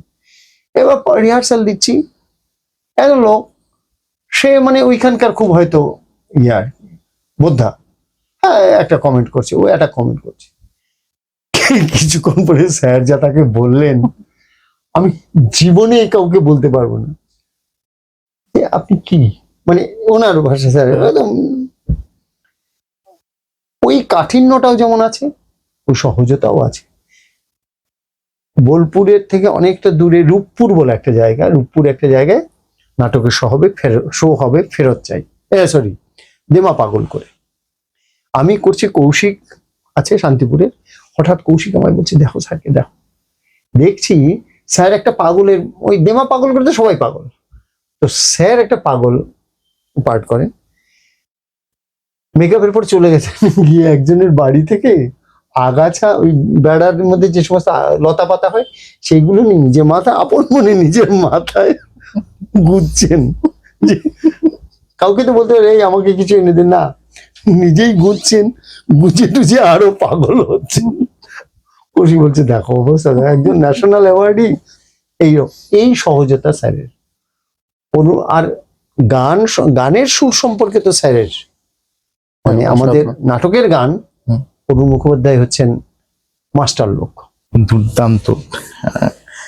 শারীরিক তো বটেই, মানসিক প্রজ্ঞা এবং ক্ষমতার দিক থেকে মহিরুহ আরো একজন মানুষ, অজিতেশ বন্দ্যোপাধ্যায়। আচ্ছা, অজিতেশ আমি প্রথম দেখি শিলচরে, ভালো মানুষ নাটক করতে নান্দিকা শিলচরে গেছে। শিলচরে বিজয়ী সংঘ বলে একটা গ্রুপ ক্লাব, ওদের ফুটবল টিমে আমরা গ্রাম থেকে হায়ার খেলতাম। ওরা শিলচরে লিগ খেলতো, বিভিন্ন গ্রাম থেকে মানুষজন নিয়ে আসতাম, আমরা হায়ার খেলতাম। বিজয়ী সংঘ অজিতেশকে নিয়ে, মানে ভালো মানুষ নিয়ে গেল, আমাদের একটা শোয়ের টিকিট দিল, দেখা নাটক দেখা যাবে, পরপর 2টো শো হবে। ফার্স্ট শো ম্যাটিনি শোতে আমাদের দিয়েছে। প্রথম অজিতেশকে মঞ্চের উপরে দেখি, দেখে তো পুরো পাগল, মানে এ তো ভালো মানুষ, কেয়া চক্রবর্তী, অজিতেশ, রুদ্রপ্রসাদ, কে নয়, পরিমল মুখোপাধ্যায়, আচার্যদা, সবাই। আমি করছি কি, প্রথম শো শেষ হওয়ার পরে দ্বিতীয় শো শুরু হবে, তো আমি একটা চেয়ারের পেছনে লুকিয়ে পড়েছি, সবাই বেরিয়ে গেছে অন্য গেট দিয়ে, সবাই ঢুকেছে, আমার মারা সবাই এসছেন দেখতে, অন্য গেট দিয়ে সবাই ঢুকেছে, আমি ওদের সঙ্গে মিশে পরপর 2টো শো দেখেছি। দেখে পরের দিন আমি তখন শিলচর মেসে থেকে পড়ি, ঘুম থেকে উঠে চলে গেছি কাছাড় ক্লাবে, আমাদের ডিস্ট্রিক্ট স্পোর্টস অ্যাসোসিয়েশনের যে মাঠটা, তার পাশেই কাছাড় ক্লাব, মানে কাছাড় ক্লাবের পেছনের বারান্দাটায় দাঁড়ালে মাঠটা হচ্ছে এইদিকে আর কি। দাঁড়িয়ে আছি, যদি দেখা যায়, একবার যদি বেরিয়ে আসে। সত্যি অজিতেশ বেরিয়ে এলেন, এসে দেখছেন, সব আমাকে দেখছেন না, দেখছেন, তখন বিশাল মাঠ ছিল শিলচরে, এটা হচ্ছে দেখা। আমি তো চলে আসি, তারপরে দীর্ঘদিন পড়াশুনো, এই সেই ইয়ে দেখিনি, পাপ পুণ্য দেখিনি, কিচ্ছু দেখিনি, তখন ইউনিভার্সিটি থাকি, কেন যে দেখিনি কি জানি। কিন্তু অজিতেশ সম্পর্কে এক ধরনের একটা ইয়ে আছে। একবার অজিতেশকে আমাদের ইউনিভার্সিটিতে, কলেজে, হোস্টেলে সোশ্যাল হবে, আমাদের হল ডে বলি, হল ডেতে একজন বাইরের কাউকে প্রধান অতিথি নিয়ে আসা হয়, অজিতেশকে আনা যায় কিনা সেই একটা চেষ্টা হলো। আমি বললাম, তখন বললো যে দেখো পারা যায় কিনা। তা আমার এক আত্মীয় আছেন, উনি খুব বিখ্যাত মানুষ, মানে আমি যে ওনার আত্মীয় সেটা বলতে গেলে ওনারই অসম্মান আর কি, পবিত্র সরকার। তো পবিত্রদাকে গিয়ে বললাম, পবিত্রদা আগে নান্দিকারে ছিলেন, তো আমি পবিত্র সরকারকে গিয়ে বললাম যে পবিত্রদা এরকম অজিতেশের ওখানে যাবো, একটু কথা বলতে, আপনি একটা চিঠি লিখে দিন। তো পবিত্রদা খুবই নরম মানুষ, ভালো মানুষ, তো পবিত্রদা একটা চিঠি লিখে, সেই চিঠি নিয়ে আমি বেলেঘাটাতে গেলাম ওনার বাড়িতে। তো অজিতেশ তখন যাত্রায় অভিনয় করছে, যাত্রায় আমি যখন গিয়ে পৌঁছলাম, তখন উনি একটা খাটের উপর বসে একটা গামছা পরে গায়ে তেল মাখছে, এরকম একটা বাটিতে তেল মাখছে। তো আমি চিঠিটা দিলাম যে এরকম পবিত্র সরকারের কাছে, বলছে ও রত্না দেখো আমাদের পবিত্রর কাছ থেকে চিঠি নিয়ে এসছে, বলো। তো বললেন যে না আমার তো শো আছে, আমি যেতে পারবো না, ভালো শেষ। তো আমি বললাম যে আমি একটু কথা বলতে পারি, বলে বসে গল্প করো, কি জিজ্ঞেস নানা কথা বলছেন, এই করে অনেকগুলো ওনার যাত্রা জগতের অভিজ্ঞতা, এসে নানা কথা বলেছেন, খুব দামি দামি কথা। তখন উনি একটা কথা বলছেন যে দেখো বাবু, ওই দেখো আমার এইরকম একটা কাঁচের আলমারি, নিচে গোল্লা পাকানো, বলছে ওই যে আমার একাডেমি অ্যাওয়ার্ডের সার্টিফিকেট, ওই দেখো আমার সঙ্গীত নাটক একাডেমি যেটা, ওইগুলো সব সার্টিফিকেট, ওইখানে আমি এখনো, তারপরে অনেকগুলো গল্প। ওই যে সার্টিফিকেট উনি দেখাচ্ছেন, আমি তোমাকে পড়াশোনার সময় যেটা বলছিলাম সেইটা হলো যে ওই সার্টিফিকেটগুলো অর্জন করার ক্ষমতা আছে, আর ওইগুলো যে তুচ্ছ এইটা দেখানোর ক্ষমতা আমার আছে। আমি যদি অর্জন না করি তাহলে যে তুচ্ছ বলবো, তুই তো এটা পারিস নি। ফলে ওই অজিতেশ ওইটা, এবং আরো অনেক কথা বলেছিলেন মানে যাত্রা অভিনয় সম্পর্কে আর কি, যে আমরা যাত্রা যখন করি তখন এমন অনেক মানুষ, প্রচুর মানুষজনের কাছে তো আমাকে যেতে হয়। আমি অভিনয় কাকে বলে শিখি, আমি একাডেমিতে দর্শককে এমনি করে ধরে উল্টে দিতে পারি, কিন্তু কখনো কখনো ওই সমস্ত জায়গায় গিয়ে আমি দেখেছি বা পুরনো অভিনেতাদের সঙ্গে কথা বলেছি, যে কথাগুলো বলার পরে আমি বুঝেছি যে আমি এখনো পুরোটা শিখে উঠতে পারিনি। এবার সেটা এত সৎভাবে এত ইয়েতে বলছেন, মানে খুব বড় মনের মানুষ আর কি। অজিতের সম্পর্কে একটা গল্প এখানে, আমার এটা শোনা গল্প। মেঘনাদ ভট্টাচার্য অজিতেশ বন্দ্যোপাধ্যায়ের খুব কাছের মানুষ ছিলেন, এবং মেঘনাদ দা অজিতেশের প্রচুর গল্প জানেন, প্রচুর। আর মেঘনাদ ভট্টাচার্য যখন গল্প বলেন না, পুরো কি বলবো, থিয়েটার করেন আর কি। একটা ঘটনা ঘটে, সেটা হচ্ছে তখন নান্দিকারের না নান্দিপটে না সরি নান্দিমুখ, নান্দিমুখের সম্ভবত কেউ একজন, উনি একটা ব্যাংক ফ্রড কেসে ধরা পড়ে। তো টাকা পয়সা তছরূপ হয়েছে এরকম। তো উনি অজিতেশের কাছে আসেন, বলছেন যে আপনার তো অনেক চেনা জানা, আপনি কাউকে ধরে টরে যদি এইটা করতে পারেন। অজিতেশ শুনে বলেন, না ম্যাডাম, তুমি অন্যায় করেছো, এটা করেছো, শাস্তি তোমায় নিতে, এটা করবো না। তুমি বলছি তাহলে আমি পরিবারে একমাত্র রোজগারের লোক, আমি করতে পারবো না, আমার পরিবারের অবস্থা খারাপ হয়ে যাবে, বলে সেটা আমি করতে পারবো। যতদিন উনি জেলে ছিলেন, প্রত্যেক মাসের 1 তারিখে গিয়ে উনি কিছু পরিমাণ টাকা ওই পরিবারে দিয়ে আসে অজিতেশ। প্রত্যেক একটা মাস ভুল হয়নি। আমি বলছি যে এই মানসিকতাটা না এখন নেই। এখন এইটার খুব আমরা খুব হয়ে গেছি, বিষয়ী হয়ে গেছি, তো নানা রকম চিন্তা ভাবনা থেকে। আমি জানি যে এই কথাগুলো বললে তুমি একটু অস্বস্তিতে পড়বে, এবং সেটা হচ্ছে যে ভারতবর্ষের ইতিহাসে বিরল যে একজন তিনবার সুন্দরম পুরস্কার পেয়েছেন, এবং তার নাম তীর্থঙ্কর চন্দ্র, এবং এবং সারা ভারতবর্ষে বিরল।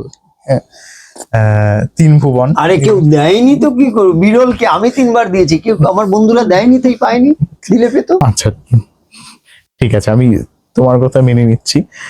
মনোজ মিত্রর সঙ্গে আমার প্রথম পরিচয় মঞ্চে নয়, সিনেমার পর্দায়। কিন্তু প্রথম কোন সিনেমা দেখেছিলাম আমার মনে নেই, খুব সম্ভবত বাঞ্ছারামের বাগান, এবং তারপর মঞ্চে বহুবার দেখা। হালি শহরেও উনি এসেছিলেন একবার, এবং আমি দেখছিলাম যে কি সুন্দর, কত সহজ সরল মানুষ, সাধারণভাবে থাকেন, যাপন করেন। মনোজ মিত্রের সঙ্গে তোমার যোগাযোগ? মনোজ মিত্র তো কি বলবো, অনেক দূরের তারকা। মানে স্যারকে অভিনয়ে দেখা, সিনেমার অভিনয় তো। প্রথম আলাপ কিভাবে হয়েছিল? সুন্দরম। সুন্দরমে ওই নাটক দিয়ে আসে, তখন আমরা নৈহাটিতে থাকি, নাটকটা দিয়েছি, এবং সেইটা আশ্চর্যজনক, সেটা হচ্ছে সিলেটি ভাষায় লেখা নাটক, বর্ণপরিচয়। তো সেটাও আমি পেতাম না যদি নৃপেন সাহা বিচারক না থাকতেন, কারণ ওই ডাইলেক্ট ধৈর্য ধরে পড়ে, অশোক মুখোপাধ্যায় বিচারক ছিলেন, নৃপেন সাহা আর সত্য বন্দ্যোপাধ্যায় পিএইচডি, এই 3জন। এবার অশোক বাবু বা সত্যবাবুর অত সময় নিয়ে খুঁটিয়ে খুঁটিয়ে পড়া, এইবার নৃপেন বাবু পড়েছেন, পড়ে নিয়ে এইবার নাটকগুলো নিয়ে আলোচনা হয়, তখন কথাবার্তা যা হয়েছে, আমি অতটা তো আর জানি না। তো ওই সুন্দরমের যেদিন পুরস্কার, সেদিন গেলাম, তো যথারীতি গ্রিন রুমে নিয়ে যাওয়া হলো। গ্রিন রুম নৃপেন সাহা বসেছিলেন, মনোজবাবু বসেছিলেন। তো একজন এসে বলেছেন যে তীর্থঙ্কর। নৃপেন বাবু বলছেন, তুমি তীর্থঙ্কর? উনি ভেবেছেন আমি হয়তো আরো বড় সড়ো মানুষ। হ্যাঁ এরকম। তো মনোজবাবু বলেন যে খুব ভালো লেগেছে, সবাই বলছে এসে। আর অশোকবাবু বললেন ও আমার ছাত্র, কল্যাণীতে অশোকবাবু ইংরেজিতে থাকতেন, কিন্তু আমি তো ছাত্রই। আর সত্য বন্দ্যোপাধ্যায় ছিলেন। তো সেই হচ্ছে মনোজবাবুর সঙ্গে প্রথম তারপরে দ্বিতীয়বার তৃতীয়বার তো যেমন হয়, এরপরে তো চেনা জানা হলে এসো তীর্থঙ্কর নাটক দেখো, এসে ফোন টোন যে করতেন তা না, তখন আমাদের ফোন ছিল না, বোধহয় ছিলই না। মনোজবাবুর সঙ্গে যোগাযোগটা হয় পশ্চিমবঙ্গ নাট্য একাডেমির যখন আমি মেম্বার হই। তখন স্যার, এর আগেই চেনা জানা কথাবার্তা ছিল, তখন স্যার আমাকে বললেন যে উনি তখন প্রেসিডেন্ট, তখন কিছু কাজের ভারপত্র দিলেন যে এই কাজগুলো তুমি করো। এবার নাট্য একাডেমির নাট্যমেলা যে হয় সেখানে স্যার আমায় বললেন যে এইবারে নাট্যমেলায় কোন কোন কোন দল আসবে তাতে তুমি করো, এই নির্বাচনটা তোমার। ওই আমার ঘর, প্রেসিডেন্টের যে ঘর, ওইখানে সমস্ত ফাইলপত্র, আর তুমি যা বলবে ওরা সব দিয়ে দেবে। তুমি আমাকে 7 দিনের মধ্যে ওইটা দেখে লিস্টটা বানিয়ে দাও। দেখে মানে কোন বছর কারা এসছেন, কারা কারা বাদ গেছেন, ওই রকম একটা তালিকা পাওয়া যায়। এটা এখনো আছে নাট্য একাডেমি। তো সেইটা দেখে আমি বানাই। কিন্তু যেটা ঘটলো সেটা হচ্ছে যে তখন হচ্ছে 2011 হয়ে গেছে, 12 সাল। তখন আমাকে একজন, উনি নাম বলছে না, উনি খুব কাছেরই মানুষ, উনি আমায় বললেন যে তুমি যে লিস্টটা দিয়েছো ভালোই করেছো, কিন্তু বুঝতে পারছি আমরা যেহেতু তুমি সিপিএম এর দলগুলোকে বাদ দিয়েছো। আমি বললাম যে না, ওই যে তালিকাটা আছে ওইটা দেখে দেখবেন যে যারা সিপিএম ঘনিষ্ঠ তারা ধরা গেল 6 বছরের নাট্যমেলায় 4 বছরই তারা পেয়েছে, বাকিরা পায়নি। পূর্ণাঙ্গ নাটকে একটি দল 4 বছর, এগুলো তো রেকর্ডেড। তা বলছে যে না না, ওইগুলো আমরা বুঝি। বলে হয়ে গেল ওনার সঙ্গে কথা। তো আমার খুব বেদনা হলো। বেদনা হলে মনোজবাবুকে বললাম যে স্যার এরকম। স্যার বলছেন যে তুমি ঠিক আছো তো? হ্যাঁ স্যার, বাকিটা আমাকে ছেড়ে দাও। এই লিস্টটা যখন হলো, যখন পাবলিকলি এলো, তখন সবার মনে হলো, তখন ওই ভদ্রলোক আমার বলছেন যে না, আমার আগে মনে হয়েছিল এইরকম, কিন্তু পুরো লিস্টটা দেখে আমার মনে হলো যে তুমি ঠিকই করেছো। তখন থেকে স্যারের সঙ্গে এক ধরনের একটা, আর নাট্য একাডেমি থেকে কতগুলো নাটক লেখার ওয়ার্কশপ। একবার নাটক লেখার ওয়ার্কশপ হাওড়ায়, তখন স্যার ক্যাম্প ডিরেক্টর, এবং তখন আমরা 5 জন ছিলাম, স্যার নিজে, আমি, চন্দন সেন, সৌমিত্র বসু আর সীমা মুখোপাধ্যায়। তখন আমার অবাক লাগতো, ওই রকম বয়সের একজন মানুষ 6টার সময় ঘুম থেকে উঠে 6:30টার মধ্যে সবাইকে নিয়ে প্রথমে নাটক লিখতে যারা এসে তাদের গান না গাইলেও চলে, কিন্তু ঘরের মধ্যে গিয়ে গান গাইতে হবে, সবাই মিলে গান গাওয়া হলো। তারপরে প্রত্যেক যারা যারা প্রশিক্ষক তাদের কাছে 4-5 জন, ওদেরকে নিয়ে কাজ শুরু। মানে নাটকের জন্য যে কি করছেন, মানে ভালো নাটক লিখুক। এবং প্রথমবার নাট্য একাডেমি ওয়ার্কশপে আমি পার্টিসিপেন্ট হিসেবে যাইনি, প্রশিক্ষক হয়তো দূরের কথা, কৌশিকরা গিয়েছিল, সেটা হচ্ছিল সাগরদ্বীপে, চট্টোপাধ্যায়, কৌশিক চট্টোপাধ্যায়। ওই নাটক লেখার ওয়ার্কশপের পুরো প্ল্যানিংটা হচ্ছে মনোজবাবুর। আর তখন সবাই যারা যারা প্রতিষ্ঠিত নাটকের মানুষজন, এক মোহিত বাবু ছাড়া, নাটক কি লেখা শেখানো যায় বলে মনোজবাবুকে কটূক্তি অনেক রকম হয়েছে, ওই সময় শুনেননি। ওয়ার্কশপ গুলো করেছেন এবং সত্যি সত্যি 2-5 জন 4 জন যা যা হয়েছে, একটা কিছু হয়েছে আর কি। তারপরে ওই আমার 3 ভুবন যখন বেরোলো, তখন স্যারের সঙ্গে কথাবার্তা। এই কিছু কিছু মানুষ আছেন যাদের সম্পর্কে যখন জানতে পারি তখন কষ্ট হয় আলাদা করে। তেমন একজন মানুষ কেয়া চক্রবর্তী। আমি অভিনেত্রী হিসাবে দেখেছি, ভালো মানুষে দেখেছি। ওই যে পরপর 2টো শো, অসম্ভব ক্ষমতা, অসম্ভব। মানে মঞ্চ একটা মানুষকে, আমরা তো থিয়েটারে কাজকর্ম যখন বলি তখন বলি ট্রুথ, সত্য। এই যে সত্য হয়ে ওঠা, এবং একটা সময় মনে হয়নি যে ওই চরিত্রটা ওই রকম না। কেয়া চক্রবর্তী কলেজে পড়াচ্ছেন, এই কাজ করছেন ইত্যাদি, আর যে চরিত্রটা উনি করছেন সেটা তো একটা ভিন্ন ধরনের চরিত্র। এখন প্রত্যেক বড় অভিনেতারই এইটা একটা স্বাভাবিক সক্ষমতা থাকতেই হবে, এটা আমরা বলি বটে, থাকতেই হবে। কিন্তু এই যে হয়ে ওঠাটা, এই যে থাকাটা, পরে কেয়া চক্রবর্তী সম্পর্কে অনেক লেখাপত্র পড়েছি, অনেকেই কেয়ার বইতে লিখেছেন। তাতে দেখেছি যে মানুষ শুধুমাত্র অভিনেতা হলে হয় না, সময় এবং সমাজ সম্পর্কে যদি সজাগ না থাকে কোনো মানুষ, তাহলে সে অভিনেত্রী হতে, সবাই অভিনেতা হতে পারে। এবং কেয়া চক্রবর্তী সচেতন একজন মানুষ। পরে ওনার অনেক বন্ধু, ছাত্রস্থানীয় মানুষ, অনেকের কাছ থেকে শুনেছি যে কিরকম বড় মনের ছিলেন উনি। এর বেশি তো আর খুব, আমি খুব সামান্য নাটক পড়েছি, কিন্তু আমার মনে হয়েছে যে রবীন্দ্রনাথের নাটকের যে একটা চলমানতা আছে, এবং সেই চলমানতা খুব স্বতঃস্ফূর্ত।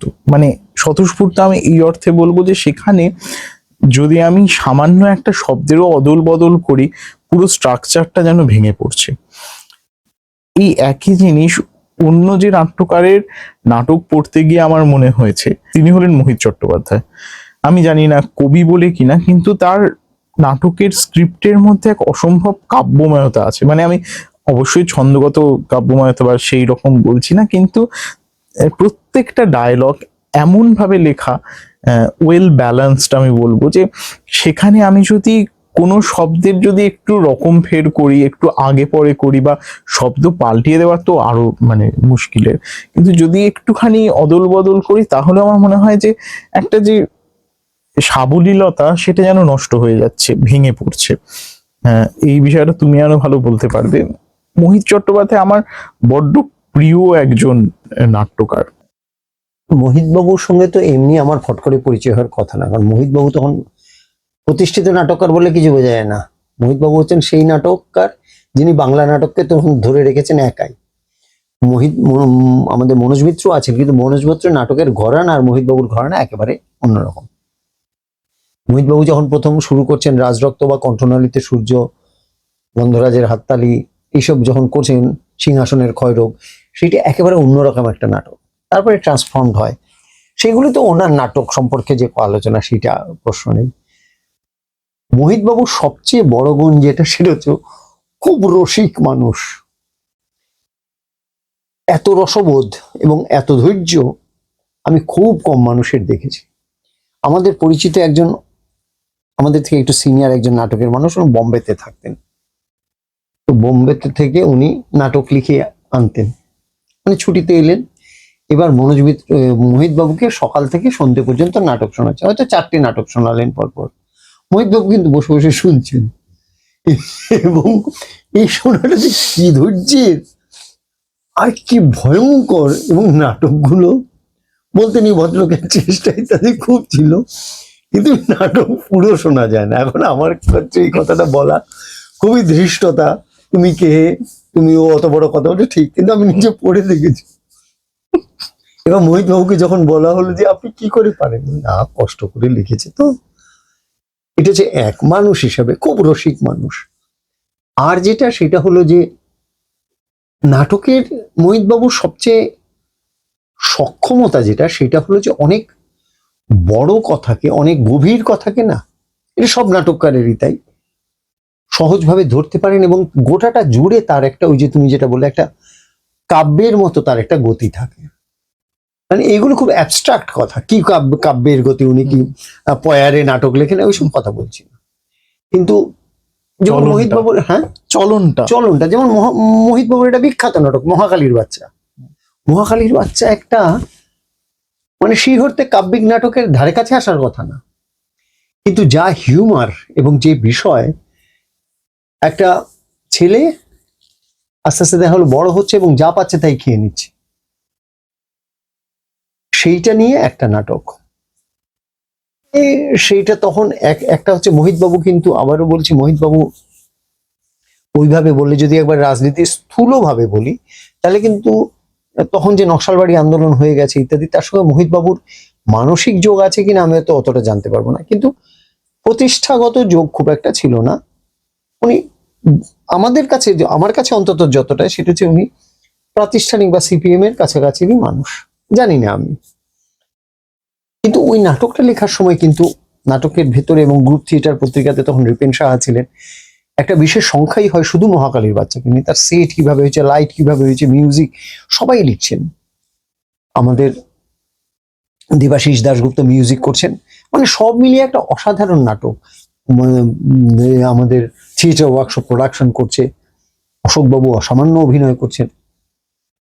নাটক, মোহিতবাবু সম্পর্কে আরেকটা গল্প বলি শুধু। এটা বলেছেন মনোজ মিত্র। মনোজ মিত্র বলছেন মোহিত কিরকম রসিক। একজন মানুষ, একজন ভদ্রলোক, উনি শাসক দলের খুব কাছের, সাংস্কৃতিক ফ্রন্টের এগিয়ে থাকা লোক। উনি একটা নাটক লিখেছেন যেটা অভিনয় হচ্ছে। মনোজ বাবু আর মোহিত বাবু পাশাপাশি বসে আছেন। ওই ভদ্রলোক ইন্টারভেলে এসছেন এবং নাটকটা মানে কি বলবো আর, সে মানে বুদ্ধিমানের নাটক না। তো এসছেন, এসে মনোজ বাবুকে বলছেন, কি মনোজ দা না কি মনোজ, কি মনোজ, মনোজ না মনোজ দা, কি মনোজ দা কেমন দেখছেন নাটক? আমরা তো আর নাটক টাটক লিখতে পারি না। তো মোহিত বাবু বলছেন, তাহলে লেখো কেন, নাটক যদি লিখতে না পারো। এইটা হচ্ছেন, এটা অন্য। আরেকটা হচ্ছে, আমি একটা নাটক লিখেছি একটা দলের জন্য। তো সেই দলের পরিচালক যিনি, তার খুব ইচ্ছে যে মোহিত বাবু যদি বলেন এটা ভালো নাটক তাহলে ভালো। বেশ, একদিন মোহিত আর বলছেন মোহিতদার সঙ্গে আমি সময় নিয়েছি, তুমি এসে নাটকটা বলবে। মোহিত বাবু আমার নাটক শুনবেন, এতেই আমি মোহিত হয়ে আছি। তো গিয়েছি, গিয়ে নাটক পড়েছি। নাটক টাটক পড়ার পরে তারপরে বললেন যে খুব ভালো হয়েছে, বা এই জায়গাগুলো ঠিক করো, এতে হয়ে গেল। তো অনেক দিনের নাটকটা হয় না। তারও বেশ কিছুদিন পর একদিন একাডেমির সামনে দেখা হয়েছে। মোহিত বাবু, ধরা গেল ওনার নাম অমল, যিনি পরিচালক আর কি। মোহিত বাবুকে জিজ্ঞেস করলে, আচ্ছা তীর্থঙ্কর, মোহিত বাবু সবচেয়ে রসিকতা নিজে আসেন না একেবারে, অমল তোমার নাটকটা করছে? না করছে না তো, 5-6 বছর হয়ে গেল, এখন করবে। কেন, রিহার্সেল শুরু হয়েছে? বিয়ে করেছে তো। মানে বিয়ে করলে কি হবে, বাড়িতে বেশিক্ষণ থাকতে পারবেন না নাটকের। এই হচ্ছে মোহিত চট্টোপাধ্যায়। যতক্ষণ রিটায়ার করে ফেলেছেন, বয়স বেশি, কিন্তু এইরকম আর কি। খুব মজাদার এবং খুব বড় মনের মানুষ। মোহিত চট্টোপাধ্যায় সম্পর্কে বলছিলাম, এবং আমি তখন ওনার সম্পর্কে বলতে গিয়ে বলছিলাম যে একটা ওয়েল ব্যালেন্সড একটা আছে, এবং আমার মনে হয়েছে মোহিত চট্টোপাধ্যায়ের ক্ষেত্রে সেটা খুব স্পষ্টভাবে বোঝা যায়। কে বলেছিলেন আমার এই মুহূর্তে ঠিক মনে পড়ছে না, কিন্তু তিনি বলেছিলেন যে আমাদের জীবনে একটা সাজানো দুঃখ আর গোছানো সুখ আছে। মানে বাঙালির জীবনে একটা সাজানো দুঃখ এবং গোছানো সুখ আছে।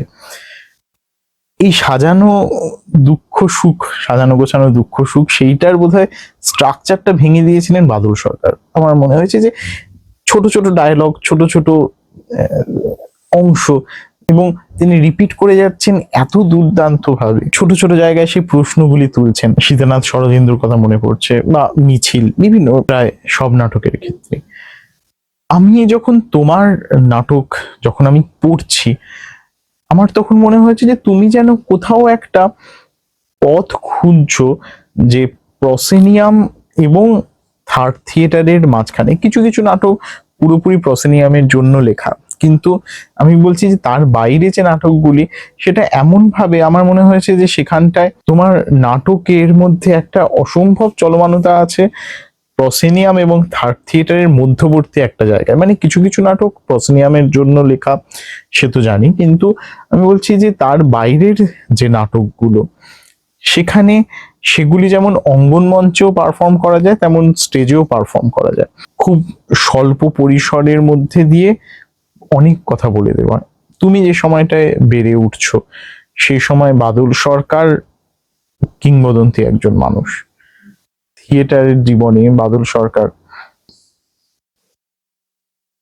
না, প্রথম হচ্ছে যে আমার কিছু কিছু নাটক না একেবারে প্রসেনিয়ামের জন্য লেখা, সেগুলো হ্যাঁ, সেগুলো মনে করা আছে। যায় না। হ্যাঁ, বাদল সরকারের সঙ্গে তো আমার সেইভাবে কোনো ইন্টারাকশন নেই। আমি ওনার প্রযোজনা দেখেছি, এবং সত্যি বলতে আমি যে নাটক লেখা এসছি সেটা হচ্ছে বাদল সরকারের জন্য। ইউনিভার্সিটিতে পড়ার সময় আমাদের ইউনিভার্সিটিতে অট্টমালার পাড়ে নাটকটা যায়। তা অট্টমালার পাড়ে নাটকটা দেখি, এবং তখন আমি বাদল সরকারকে চিনতাম না।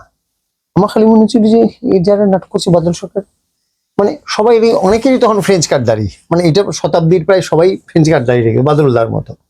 মানে ওনার তখন মানে টাক। মাথায় টাক, হ্যাঁ। পিছনে একটু পেছনে। তো আমি ওইটা দেখে চিনতে পারছিলাম উনি বাদল সরকার, কিন্তু আলাদা করে অভিনয়ে উনি প্রধান চরিত্র ইত্যাদি কিছু নেই। হুম। আর এই হট্টমালার পারে দেখার পরে আমার মনে হলো যে আরে নাটক তো আমরা লিখতে পারি। তখন আমরা ইউনিভার্সিটিতে একটা ছাত্র সংগঠন করি, এসএফআই না, আরেকটি ছাত্র সংগঠন। অল্প কিছু মানুষ, আমরা খুবই কম কিছু। তা আমরা বললাম যে আমাদের ছাত্র সংগঠনকে দাঁড় করার জন্য থিয়েটার একটা হাতিয়ার। হ্যাঁ, থিয়েটার হাতিয়ার। তো থিয়েটার করি। তখন আমরা একটা নাটক লিখি, সাঁঝবিহানের পালা। তা সাঁঝবিহানের পালা হচ্ছে আমার এই ছোটবেলায় একটা দেখানা নাটক লিখেছিলাম, কিন্তু এই নাটক যে আমি লিখছি তার প্রথম হচ্ছে সাঁঝবিহানের পালা। তো সাঁঝবিহানের পালা হলো আমরা বিভিন্ন ডিপার্টমেন্টে গিয়ে করতাম। আর একটা যেটা হলো সেটা হচ্ছে যে পরে একটা নাটক হলো মণিভূষণের একটা কবিতা থেকে, নির্ঝরের স্বপ্নভঙ্গ। সেটা আমি, আমার এক বন্ধু সোমনাথ, আমাদের আরেক বন্ধু কুণাল নেই, চলে গেছে, আমরা তিনজন মিলে নাটকটা লিখি। আর আরেকটা নাটক লিখি বায়োস্কোপ। এই হচ্ছে নাটকের গতি আসতে শুরু করলো। এই তারপরে যে খুব বাদলবাবুর কাছাকাছি, তারপরে শতাব্দী নাটক দেখেছি ইয়েতে, থিওসফিক্যাল সোসাইটিতে বা লরেটোতে, এই নাটকগুলো দেখেছি। বাদলবাবুর নাটক নিয়ে বা অঙ্গনমঞ্চের নাটক নিয়ে যে বিস্তারিত পড়াশুনো বা সব নাটক পড়া, সেইগুলি তখন খুব একটা করিনি। কিন্তু আস্তে আস্তে কাজ করতে করতে করতে বাদল সরকারের আরো বইপত্র পড়া, এই সেইতে জানতে জানতে দেখলাম যে একটা অনবদ্য একটা পথ উনি করলেন। এবং আমরা প্রায়শই বলি যে পথনাটকের প্রতিষ্ঠাতা অন্য মানুষ, আমরা বাদলবাবুকে অহেতুক এটা বলি, কিন্তু পথনাটক আর অঙ্গনমঞ্চের নাটক যে আদৌ এক না। এবং সেইটা নিয়ে আশ্চর্য বিষয়, বাদলবাবু তখনই বিতর্ক হয়েছিল।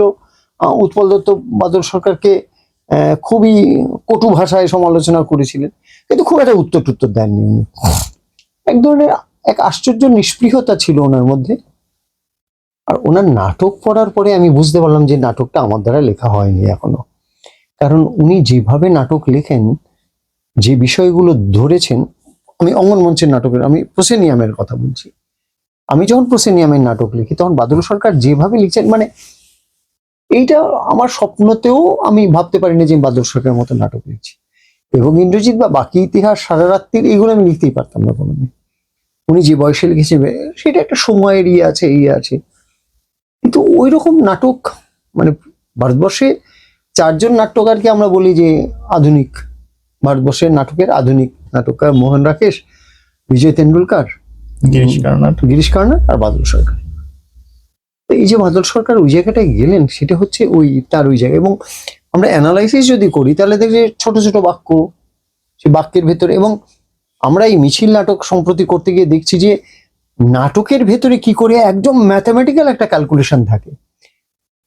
সেটা হয়তো পরে কোনো সময় বাদলবাবুর নাটক নিয়ে লেখার সময় হয়তো লিখবো বা বলবো। কিন্তু এইটা যে আনকনসিয়াসলি বা কনসিয়াসলি ওটা করছে, কনসিয়াসলি একটা মানুষ এভাবে নাটক লিখতে পারে না, সবসময় অঙ্ক পাশে ধারাপাত্রে ওটা হয় না। তাহলে আনকনসিয়াসলি এটা লেখার জন্য যে ক্ষমতা উনি অর্জন করেছেন, সামান্য। উৎপল দত্তের প্রসঙ্গ এলো। না, উৎপল দত্তের নাটক দেখেছি, অভিনয় ওই পর্যন্ত দূর থেকে দেখা, অসামান্য অভিনেতা, খুবই ভালো, খুব ভালো অভিনেতা থিয়েটারে আর কি। অনেক সময় সিনেমাতেও ভালো লাগে, কিন্তু সবসময় ভালো লাগে না। আমাদের সময়ের কিছু নাট্যকার আছে, আমার মনে হয় অধিকাংশ নাট্যকারই, কিন্তু তার মধ্যেও অনেকে এরকম আছেন যারা তাদের প্রাপ্য মর্যাদাটুকু পাননি। আমার মনে আছে যে ব্যারাকপুর সুকান্ত সদনে তোমার একটা থিয়েটার, সেটা পারফর্ম হবে, অন্য কোনো দল পারফর্ম করছিল, আমার মনে নেই এই মুহূর্তে সেই দলের কথা। এবং তখন আমি প্রথমবার এত কাছাকাছি চপল ভাদুরীকে দেখি। ব্যারাকপুর সুকান্ত সদনে উনি এসেছিলেন এবং সামান্য একটু আলাপ পরিচয়, তাতে আমি টের পাচ্ছিলাম যে উনি কি পরিমাণ স্নেহ করেন তোমায়, কি পরিমাণ ভালোবাসেন। চপল ভাদুরীর সান্নিধ্য তুমি পেয়েছো, এবং সেই প্রসঙ্গ যদি একটুখানি বলো। চপল ভাদুরীর সঙ্গে আমরা ওই নাটকটা লিখি, নন্দীপট আমাকে একটা নাটক লিখতে বলে, আমি একটা নাটক লিখি, আরশি সম্ভবত। তো এই আরশি নাটকে লেখার সময় আমরা প্রভা দেবীর, মানে তিনজন অভিনেত্রীকে আমরা করি, বিনোদিনী, প্রভা দেবী তারপরে হচ্ছে কেয়া চক্রবর্তী, সরি তৃপ্তি মিত্র, আর এখনকার একজন অভিনেতা, এই চারজনের একটা হয়। তো প্রভাদেবীর ওইটা যখন লিখেছি তখন ওই নাটকটা যেদিন হয়, স্টেজ রিহার্সাল হয় মিনার্ভাতে, না শো, ফার্স্ট শো মিনার্ভাতে, সেদিন চপল ভাদুরী এসেছিল। তো প্রকাশ দা বললেন যে তীর্থঙ্কর লিখেছেন। তো প্রভাদেবীর জায়গাটা যখন এলো তখন হঠাৎ আমি খেয়াল করলাম যে উনি আমার আস্তে আস্তে আমার হাতটা একদম চেপে ধরেছে, মানে সেটা খুবই আবেগের একটা তারপর নিজের মায়ের কথা, আবেগ তো ছিল প্রচন্ড। সেই থেকে আর কি, এখন অনেকদিন পরে দেখা, তো এখন দেখলেই যে আমাকে ও তীর্থঙ্কর তুমি এরকম রিকগনাইজ করতে পারবেন এরকম না, কিন্তু এক ধরনের একটা সম্পর্ক তৈরি হয়ে আছে আর কি। খুবই স্নেহ করতেন, আর তো একটা দুটো অভিনয় দেখেছি। মনোজ মিত্রের কথা বলছিলাম, আমার তার সঙ্গে প্রথম আলাপ সিনেমার পর্দায়। তেমন আরেকজন নাট্যকার যার সঙ্গে আমার আলাপ অনেক ছোট বয়সে এবং সিনেমার পর্দায়, তিনি রমাপ্রসাদ বণিক। মানে আমি অনেক পরে এসে জানতে পেরেছি, অনেক বড়বেলায়, যে তিনি একজন দুর্দান্ত থিয়েটার কর্মী, রমাপ্রসাদ বণিক। রমাপ্রসাদ বণিক সম্পর্কে পড়েছি বেশি, দেখেছি কম। একটা সময় আমি শুনেছি আমাদের সিনিয়র যারা আছেন তারা বলছেন যে সৌমিত্র বসু বা ওই সময়কার যারা, সৌমিত্রদের পরের যারা পরিচালক হিসেবে সবচেয়ে ক্ষমতা সম্পন্ন ছিলেন রমাপ্রসাদ বণিক, আর সবচেয়ে বেশি পড়াশোনাও করতেন। আমি শুধু ওনার পরিচালনায় একটি নাটক দেখি, দুটো নাটক দেখি, একটা হচ্ছে রানী কাহিনী, আর আরেকটা হচ্ছে টেম্পেস্ট, টেম্পেস্ট সম্ভবত, যেটাতে অনেক পরবর্তীকালে সব স্টারেরা অভিনয় করেন, চন্দন সেন, আমাদের শান্তিলাল, তারপরে সঞ্জীব সরকার, খরাজ, এরা সবাই ওইখানে অভিনয়, মানে সবাই রমাপ্রসাদের ছাত্র। এবং পরে ওদের কাছ থেকে শুনেছি রমাপ্রসাদ একই সঙ্গে অভিনয় যেমন করাতেন, তেমনি যেমন সঞ্জীব রমাপ্রসাদ বণিকের কাছে খুব কৃতজ্ঞ, কারণ সঞ্জীব ওইখানে, সঞ্জীব সরকার, ও মালদার ছেলে, ম্যাথমেটিক্সের খুব ভালো ছাত্র, ওইখানে প্রচুর টিউশন করতো, থিয়েটার করতো, সমস্ত কিছু ছেড়ে দিয়ে একেবারে কপর্দক্ষিণ ভাবে চলে এসেছিল কলকাতায়, এসে রমাপ্রসাদ বণিককে বলছে যে আমি থিয়েটার করতে চলে এসেছি। তো চলে এসে হঠাৎ একদিন এসে বলে আমি থিয়েটার করতে চলে এসেছি, আমার থাকার জায়গা নেই, খাওয়ার জায়গা নেই, কি করবেন একটা লোক? বলছে না, কিছুদিন আমি থাকতে পারবো এরকম। তখন রমাপ্রসাদ ওকে কয়েকটা টিউশনি খুঁজে দেন, সেই টিউশনি করতে করতে করতে করতে আস্তে আস্তে সঞ্জীব সরকার, এবং শুধু টিউশনি করে দেন মানে তার অর্থের জোগাড় করে দেন তা না, প্রায় রমাপ্রসাদের পাশে দাঁড়িয়ে দাঁড়িয়ে দাঁড়িয়ে দাঁড়িয়ে চলেছে আর কি, অভিনয় সম্পর্কে যা যা ওকে করেছে। শান্তিলালদের সঙ্গে কোনোদিন আমার কথা হয়নি, কিন্তু সঞ্জীব সরকার খুব বলে আর কি। এই হচ্ছে রমাপ্রসাদ। একজন কিংবদন্তির প্রসঙ্গ এলো, শম্ভু মিত্র।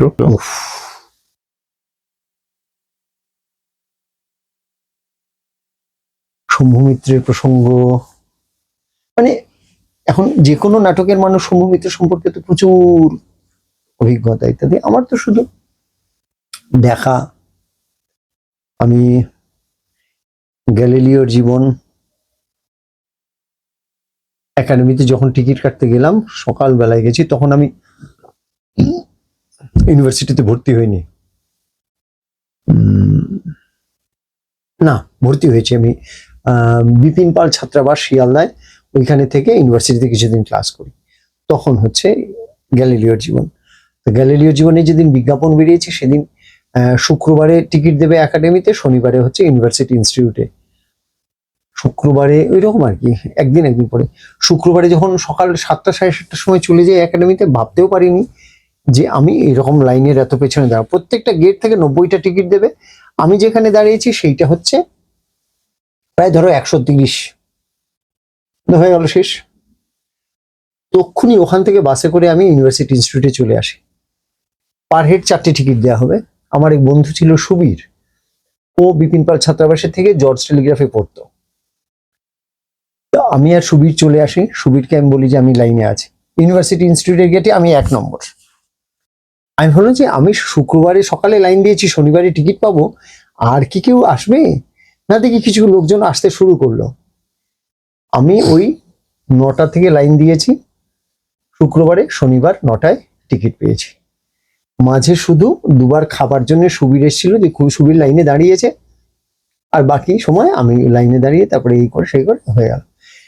আমি প্রথম টিকিটই পেয়ে যেতাম, কিন্তু রাত্রিরে যেটা হলো 12টা 1টা নাগাদ হেস্টিংস হোস্টেল থেকে কিছু ছেলে পেলে এলো, পুরো মাস্তানের মতো আর কি। এবং সেই একজন ভদ্রলোক, এখন ভদ্রলোক বলছে, তখন ভদ্রলোক মোটেই মনে হচ্ছিল না। ওনার একটা বইয়ের দোকান আছে, আমি দেখি ওনাকে গেলে, উনি এলেন, এসে ঠেলে ঠুলে আমাকে 10 নম্বর করে দিলেন, আর বাকি ওরা টিকিট নিয়ে গেলেন। তা আমি তো বলছি 10 হই আর 80 হই, টিকিট আমি 4টে নেবই।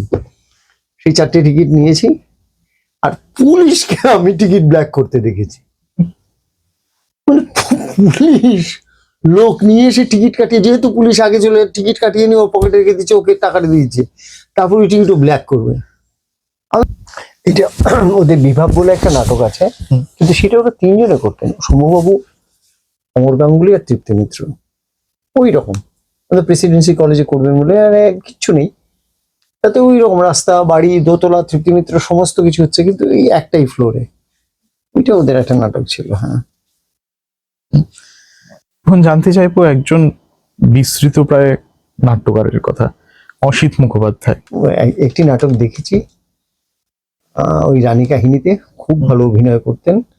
তো তখন রোববার সকালে একটা শো ছিল, তো তখন হোস্টেল থেকে গিয়েছি সকালে, অসিত বাবু অভিনয় করেছেন, আর আমি দাঁড়িয়ে রয়েছি যে অসিত বাবু, মানে যিনি করেছেন ওনাকে একটু দেখবো বলে।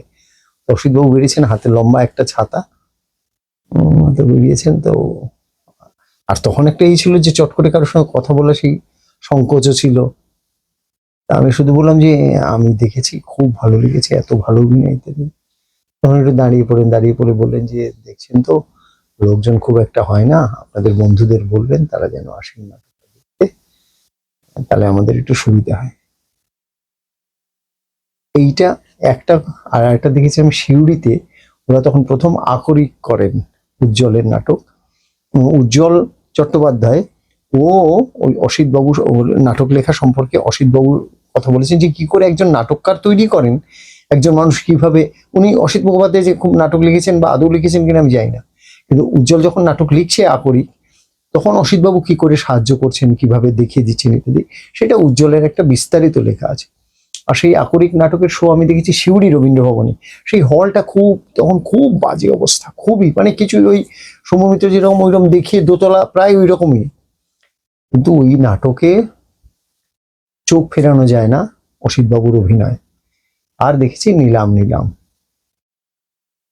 মানে অভিনেতা না, আরেকটা তো দেখেছি দুজনের, তখন বিকেল, অসম্ভব বড় অভিনেতা, অসম্ভব। এবং বলা হয় আর কি যে দ্বিজেন বন্দ্যোপাধ্যায় আর অসিত মুখোপাধ্যায়, তারা কেউ মঞ্চে অভিনয় করেন না, কিন্তু যা করেন সেটা দেখার জন্য তুমি চোখ ফেরাতে পারবে না, এইরকম।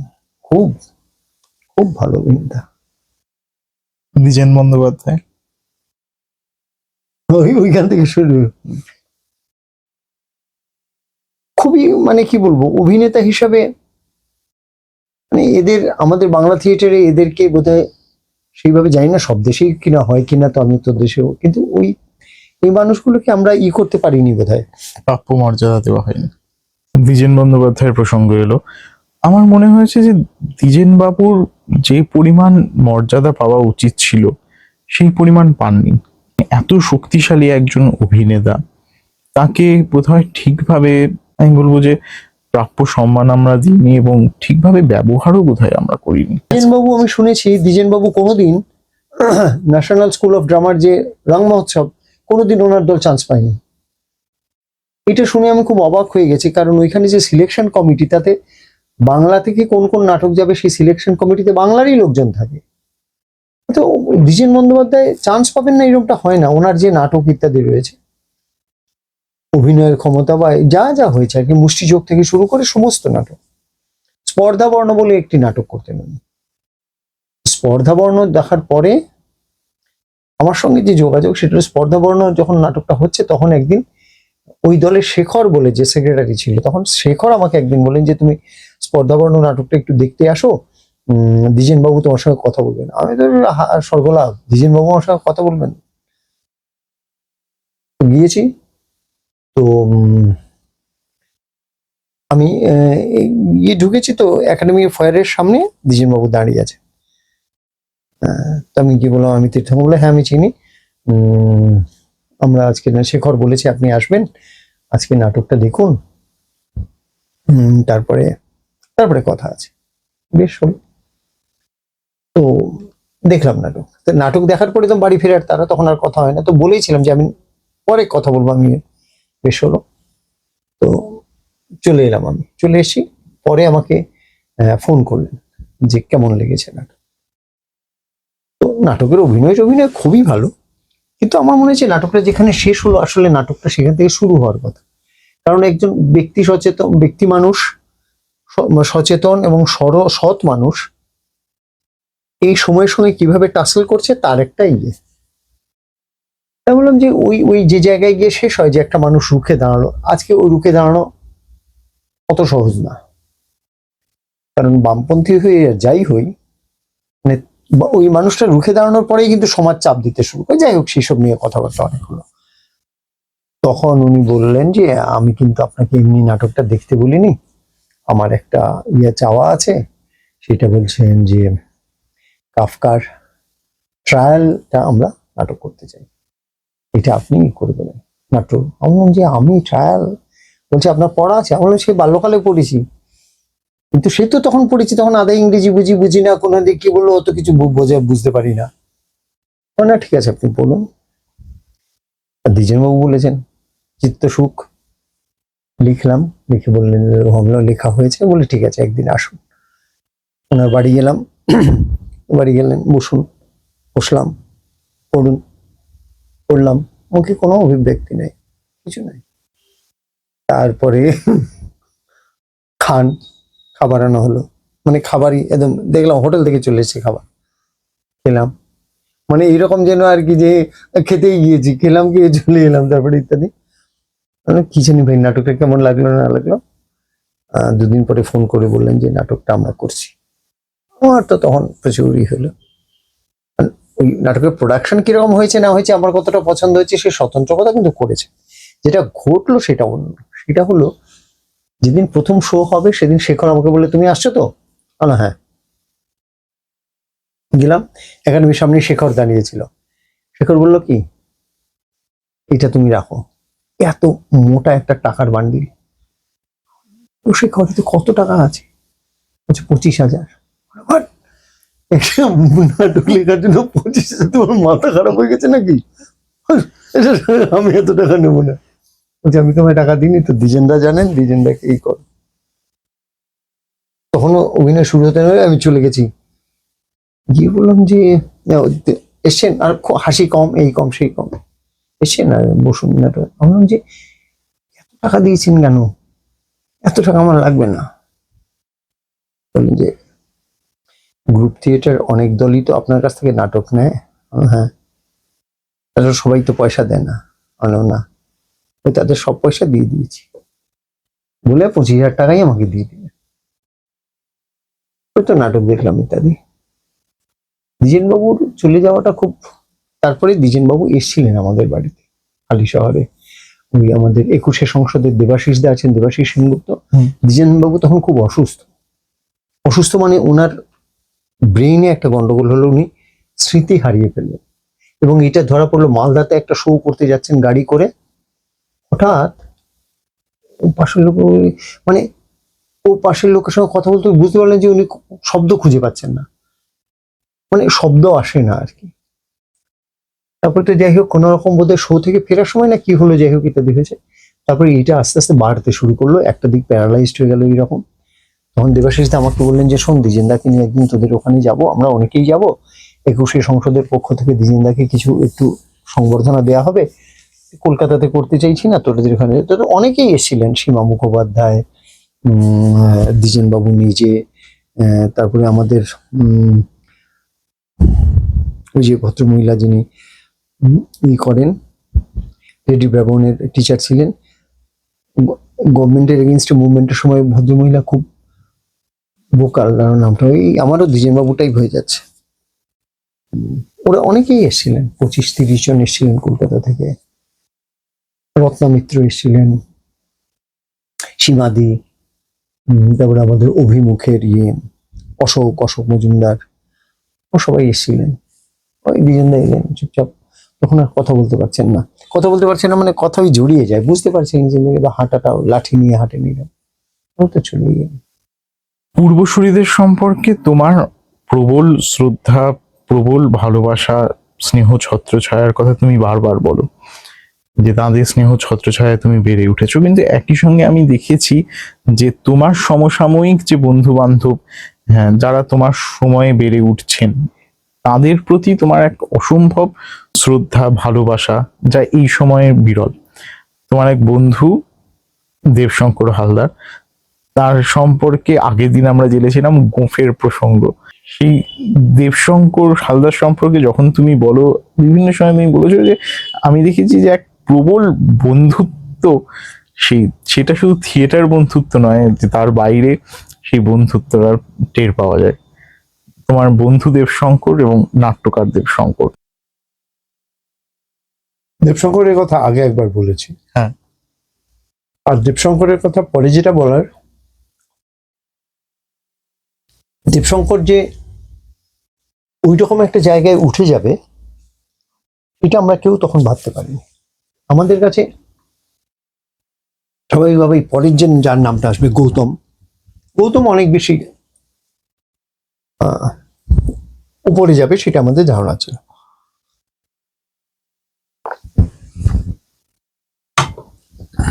গৌতম আর দেবশঙ্করের দুজনের যেটা হয়েছে, দেবশঙ্কর অভিনয়ের ক্ষেত্রে, ওদের বাড়িতে অভিনয়ের তো একটা আছে। দেবশঙ্করের বাবা অভয় হালদার যাত্রা জগতের একজন খুব অভিভাবক সম মানুষ, একসময় বিখ্যাত নাকি ভিলেনের পার্ট করতেন। তারপর যখন ওনার শ্বাসকষ্ট ছিল খুব, তারপরে উনি উপদেষ্টা হয়ে যান যাত্রা দলের। আর আমাদের শিলচরেও গিয়েছেন অনেক, আর তখন তো আমরা চিনতাম না, প্রশ্নই নেই, জানতামও না।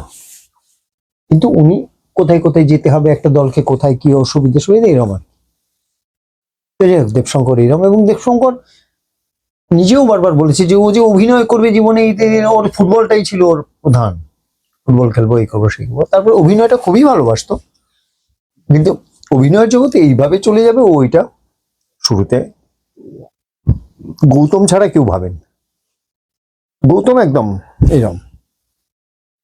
দেবশঙ্কর এর পরে আস্তে আস্তে অসামান্য ক্ষমতা ওর দেখা গেল, যে যখনও নান্দিকারে নাটক, যেমন ফুটবল নাটকেও যখন হয়, তখনও দেবশঙ্কর ওই ক্রাউডের মধ্যে পার্ট করছে, আলাদা করছে, কখনো কখনো হরিও করছে। কিন্তু একটু একটু পরে আস্তে আস্তে যেন দেখা যাচ্ছে, যেমন ফেরিওয়ালার মৃত্যুতে স্যারের বর্দার পার্ট করে দেবশঙ্কর, শেষ সাক্ষাৎকারে একজন কি বলবো আমলার পার্ট করে। এবং এইগুলো যখন করছে, তখন দেবশঙ্করকে, তখনই তো এতগুলো দলে অভিনয় করতো না, কিন্তু যেগুলো করতো তাতে বোঝা যেত যে ও কিন্তু প্রায় ভিসুভিয়াসের ক্ষমতা নিয়ে এসে দাঁড়িয়েছে। এবং পরে সেটা প্রমাণ হলো বিভিন্ন দল, বিভিন্ন নাটক। একটা কথা প্রায়শই বলা হয় যে অনেক নাটক করলে হয় না, একজন অভিনেতা প্রস্তুতি করতে পারে না, তারপরে একঘেয়েমি চলে আসে।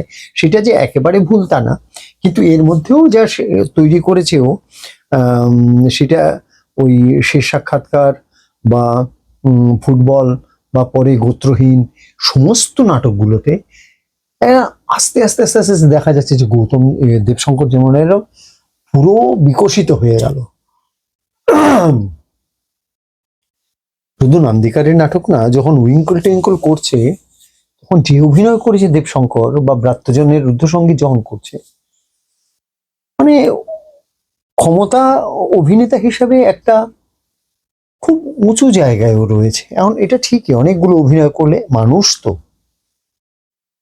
কিন্তু দেবশঙ্কর যেমন ও এতগুলো দলে অভিনয় করছে, ওই করছে সেই করছে, তারপরে সিরিয়াল সিনেমা ইত্যাদিতে যা যা করেছে, কিন্তু দেবশঙ্কর খুব ক্ষমতা সম্পন্ন অভিনেতা, আর বন্ধু হিসেবে ওই রকম রসিক, খুবই রসিক, খুবই মানে দেখা হলে। এবং তিতুল একটা কথা বলে যে তোমার বন্ধুদের মধ্যে একমাত্র দেবশঙ্কর কাকুর সঙ্গে দেখা হয় তখন চিনতে পারে, মানে অন্যান্য বন্ধুরা ওটা চিনতে পারে না। আমি থাকলে ঠিক আছে, কিন্তু চিনতে পারে না, এইরকম আর কি। সেইটা দেবশঙ্করের খুব ঠিক আছে। এই এখনো মাটির কাছাকাছি। আর কথাবার্তা তো এখনো হ্যাঁ, রসিকতার একেবারে শেষ, খুব রসিক লোক। প্রসঙ্গক্রমেই গৌতম হালদারের কথাও এলো। তোমরা তো একসঙ্গেই বোধহয় থিয়েটার যে সময় নান্দিকারে প্রথম বছর সময় হ্যাঁ, গৌতম তখন নান্দিকা যাওয়ার আগে থেকে ও যখন ভাটপাড়াতে নাটক করে মধুদার দলে, তখন আলাপ ছিল কি? যখন হ্যাঁ, হ্যাঁ। নান্দিকারে গিয়ে প্রথম আলাপ। পরে শুনেছি গৌতম যখন ওই মধুদার দলে নাটক করে, এটা বিখ্যাত নাটক ছিল মধুজার, একজন সিদ্ধার্থ মিত্র বুঝতে পারছেন এই নাটকটা নিয়ে নানা রকম হয়, কথাবার্তা হয়। এবং তখন তো বামফ্রন্টের আমল, এবং একজন সিদ্ধার্থ মিত্র একজন ইঞ্জিনিয়ার, উনি আস্তে আস্তে বুঝতে পারছেন যে তুমি ব্যক্তিগতভাবে যতই সৎ হও, এই রাজনৈতিক পরিস্থিতির সঙ্গে তোমাকে যদি মোকাবিলা করতে হয় তাহলে তোমাকেও রাজনীতি করতে হবে। এরকমটা ভার্সন ছিল, সেটা আমি মানি চাই না মানি সে পরের কথা। সেইখানে ওই ইঞ্জিনিয়ারের পার্টটা করতো গৌতম, খুবই ভালো করতো। আমি এটার শো দেখিনি। রঞ্জনা, মধুদার স্ত্রী রঞ্জনা গৌতমের স্ত্রীর অভিনয় করতো, সুভাষিসও একটা ছোট পার্ট করতো। এবং এর আগে ওদের একটা নাটকের দল ছিল, মানে মধুদারই দল ছিল, যারা আবার অঙ্গন মঞ্চে নাটক করতো, অঙ্গন মঞ্চে না পথ নাটক করতো আর কি, ওই সিপিএম এর সমর্থনে যে নাটকগুলো। কিন্তু গৌতম যখন হুগলি মহসিনে পড়তো তখন থেকে কিন্তু ও থিয়েটার করবো এটা ধরে নিয়েছে। পরে গৌতম অনেক সময় বলেছে যে আমি হুগলি মহসিনে 7 দিন একরকম ভাবে হেঁটে হেঁটে কলেজ করছি, টানা 7 দিন, পরে 7 দিন বা পরে 15 দিন অন্যরকম হাঁটতাম। ওইটা নিয়ে অনেকে হাসাহাসি ইত্যাদি করতো, কিন্তু আমি জানতাম ওই বিভিন্ন রকম হাঁটা আমাকে প্র্যাকটিস করতে হবে। মানে ও তার লক্ষ্যটা একদম স্থির করে নিয়েছিল। নান্দিকারে গেল, চাকরি পেল, চাকরি ছেড়ে দিল, নান্দিকারে চলে এলো। পরিশ্রম নাটকের জন্য গৌতমের মতো আমি কাউকে দেখিনি। আমাদের 6:30 থেকে রিহার্সাল, গৌতম প্রতিদিন 2টোর সময় চলে যেত, গিয়ে ওই বাকি 4 ঘন্টা, ওই আগের 4 ঘন্টা ও একা নানা রকম প্র্যাকটিস করতো, শরীর চর্চা, গান, আবৃত্তি করা, সমস্ত কিছু ও একা একা করতো। এবং সেইটা সত্যি সত্যি আমাদের কাছে একটা বিস্ময়ের ছিল, এবং তার ফলও পেয়েছে। শেষ সাক্ষাৎকারে গৌতম যা অভিনয় করেছে সেইটা গোত্রহীন, ফুটবল সবে আছে, ফেরিওয়ালার মৃত্যু, কিন্তু শেষ সাক্ষাৎকার ওর হচ্ছে একটা রিমার্কেবল একটা প্রোডাকশন, অভিনয়। এবং ও যখন করে সম্ভবত বয়স তখন 26 বা 27 হবে, আর যে রোলটা করছে 67-70 বছরের ডাক্তারের রোল, খুবই ভালো মানে। এবং সেটা করছে 4 জন মিলে অভিনয় করেন, গৌতম দেবশঙ্কর, স্বাতীদি স্যার, 4 জনেরই না, আর পার্থর একটা ছোট্ট জায়গা আছে, আর স্বাতীদি গোটা নাটকটা স্টেজে বসে থাকেন। স্বাতীদিও তখন খুব অভিজ্ঞ, মানে এটা বলার অপেক্ষা রাখে না স্বাতী লেখা সেন মতো। তো গৌতম যা করলো সেইটা, মানে ওই অভিনয় যারা না দেখেছে না তারা জীবনে খুব মানে সৌম্য মিত্রের নাটক বা অজিত দেশের পাপ পুণ্য যে দেখেনি, সৌম্য মিত্র ওই রকম অভিনয় যারা দেখেনি, গণশত্রু টত্রু যারা দেখেনি, বা তারা যেরকম করেছে, গৌতমের ওই রকম খুবই বড় আর প্রচুর পরিশ্রমী অভিনেতা। আর এত একটা মানুষ অভিনয়ের জন্য থাকে না, এবং এইটা আমরা গৌতমের অনেক ব্যবহার অনেক সময় কষ্ট পাই, কিন্তু ওর অভিনয়ে বাধা দেবে বা অভিনয় থেকে ডেভিয়েট করবে যে কোনো কিছুকে ও রিজেক্ট করে দিতে পারে, সে তুমি ব্যক্তিগত সম্পর্ক হোক আর যাই হোক। আর ওইটা শুধু ওই রকম না, একটা আত্মভোলা মতো। ও গানে তো খুব সুর দিত আর কি। তখন এক একটা নাটক হচ্ছে, ও হয়তো একটা গানে সুর দিচ্ছে, সেইটাই ছোট একটা দারুণ সুর দিয়েছে বলে আপন মনে সে সুর দিচ্ছে। কতদিন যে ও গান শিখেছে নান্দিকারে। তারপরে শরীর চর্চা তো আছেই, যেমন ওলে সোয়েঙ্কার নাটক গৌতম আমাকে ব্যাটল অফ জায়ান্টস বলে একটা নাটক, সেটা গৌতম প্রথম পড়ে শুনেছি, দেখ কিরকম লিখছে। ও ব্রিটিশ কাউন্সিল লাইব্রেরিতে গেছে, ও বই এনেছে, পড়েছে, আমাদের পড়ে শুনিয়েছে, মানে আমরা সবাই যেন এগোতে পারি এইরকমটা একটা চেষ্টা ছিল। আবার অনেক সময় দেখা গেছে যে যখন দেখছে আমরা পিছিয়ে পড়েছি তখন আমাদের জন্য যে অপেক্ষা করবে সেটা করেনি, তুই থাক পিছিয়ে, আমি চললাম, এইরকমটাও হয়েছে। এটা আমাদের ক্ষেত্রে মনে হয়েছে যে বাবা এককভাবে থিয়েটার যাই করি ওর মতো ওই প্যাশনেটলি ওই রকম থিয়েটার আমরা করতে পারিনি কেউ অভিনয় হিসেবে। এখন ও কিভাবে অভিনয় থেকে কতটা কি করে না করে সে তো স্বতন্ত্র কথা, সে তো এক একজনের এক এক রকম চিন্তা, কিন্তু যা করবে ও সেটার জন্য যে পরিশ্রম করেছে এটা আমরা কেউ করি না। অসম্ভব, অসম্ভব পরিশ্রম করেছে। তো মেঘনাদ বধ কাব্য যখন তোলে, বা বর্দা বর্দা, বর্দা বর্দা তো একটা ধরো ছোট নাটক ইত্যাদি করেছে, তখন ও প্রতিষ্ঠিত হয়ে গেছে, কিন্তু মেঘনাদ বধ যখন করছে ও মেঘনাদ বধ প্রোডাকশন করবে বলে তোলেনি, ওর উচ্চারণ পরিষ্কার করবে ইত্যাদি। আর আমাদের আরেক বন্ধু ছিল, বন্ধু মানে ও আমাদের অনেক জুনিয়র, সুবীর সম্ভবত ওর নাম, ও ইনস্ট্রুমেন্ট বাজাতো, ওকে বলতো তুই চলে আসিস। আর তখন মেঘনাদ বধ কাব্য ওই ছন্দে ইত্যাদিতে বলছে, বলতে বলতে বলতে বলতে এটা প্রোডাকশন, এবং এই প্রোডাকশনটা যে খুব সাকসেসফুল হবে এটা নান্দিকার কেউ ভাবেনি। একজন শুধু ভেবেছেন, রুদ্রপ্রসাদ সেনগুপ্ত, উনি বলছেন ঠিক আছে তুমি করো। আমাদের অনেকেই কিন্তু সেদিন মেঘনাদ বধ হবে সেটা আমরা খুব, নান্দিকারী যারা ছিল আমরা খুব সহজভাবে নিই, কিন্তু সেটা একটা রিমার্কেবল কাজ হয়ে আছে, খুবই খুবই আর একদম সবসময় অভিনয়ে থাকে। আমরা ওই যে সবাই মিলে যে নাটকটা হলো মেফিস্টো, মেফিস্টোতে যখন ও করছে ওই ডিরেক্টরের অভিনয়টা আমাদের দেখে মনে হচ্ছে গৌতমকে অভিনয়টা করতে হতো না, ও যা করে তাই। ওই যে কেউ অভিনয় বাজে করছে আর ডিরেক্টর রেগে যাচ্ছে ওইরকম একটা জায়গা ছিল। ও মঞ্চ থেকে মানে অভিনয়ের সময় মঞ্চ থেকে লাফিয়ে অডিটোরিয়ামে পড়ে আসে যে একজন করছে কিন্তু অভিনয়, কিন্তু ওইটা আমাদের কাছে অস্বাভাবিক মনে হচ্ছে না, মানে অস্থির হয়ে গেছে একজন অভিনেতা, মানে নিজের ভেতরে যখন থাকে তখন যে কিরকম ভাবে সে ইনভলভ হয়ে যায় সেইটাই যেন দেখাচ্ছে। খুব খুবই পরিশ্রমী, খুবই মেধা সম্পন্ন একজন অভিনেতা, খুব চর্চা করে আর কি নিজে। খুবই মানে কারোর সঙ্গে তুলনা করছি না, কিন্তু গৌতমের মতো এত পরিশ্রম নাটক সম্পর্কে আর কেউ করে। আর শরীর এখনো, আমাদের থিয়েটারের জগতে তো বিভিন্ন ঘটনা ঘটে এবং সেই ঘটনাগুলি এক একটা কাহিনী হয়ে যায়। তেমনই একটা কাহিনী একজন মানুষকে নিয়ে আছেন, তিনি নাট্যকার, সেইভাবে প্রচারের আলোয় থাকেন না, বলা ভালো প্রচারের আলো থেকে শতহস্ত দূরে যতটা থাকা যায় তিনি থাকতে চান। তা তিনি এক জায়গায় বাড়ি ভাড়া নিতে গেছেন, কলকাতায় একটা জায়গায় বাড়ি ভাড়া নিতে গেছেন, এবং বাড়িওয়ালা তিনি ব্যাংকে চাকরি করেন। তা তিনি স্বাভাবিকভাবে একটু কনসার্ন, সেই ব্যাংক কর্মী, ব্যাংক অফিসার, যে যিনি ভাড়াটে আসছেন তিনি প্রতি মাসে ঠিকঠাক করে ভাড়া দিতে পারবেন তো। বোধহয় সেই আগ্রহ থেকেই তিনি জানতে চেয়েছেন যে আপনি কি করেন। তা আমাদের সেই প্রিয় নাট্যকার তিনি বলেছেন যে থিয়েটার করি। আচ্ছা, আর কি করেন? থিয়েটার করি। যাকে জিজ্ঞাসা করেছেন তিনি তো খুব সহজ মানুষ নন, তিনি পাল্টা জিজ্ঞাসা করেছেন আপনি কি করেন? আমি ব্যাংকে চাকরি করি। ভদ্রলোক উত্তর দিয়েছেন আচ্ছা, আর কি করেন? এই মানুষ হলেন শুভাশিস দা, আমাদের শুভাশিস গঙ্গোপাধ্যায়। এবং শুভাশিস দা সম্পর্কে আমি মানে তোমার থেকে জানতে চাইবো, তোমার দীর্ঘদিনের বন্ধু এবং সহকর্মী, সহযোদ্ধা। আর একটা ঘটনা আমি বলবো, আমি তারপরে তোমার থেকে জানতে চাইবো যে ঘটনাটা আমরা যখন নিজেদের মধ্যে কথাবার্তা বলি যে প্রবল একটা আমরা হাসাহাসি করি সেই বিষয়টা, সেটা হচ্ছে যে একাডেমি চত্বর।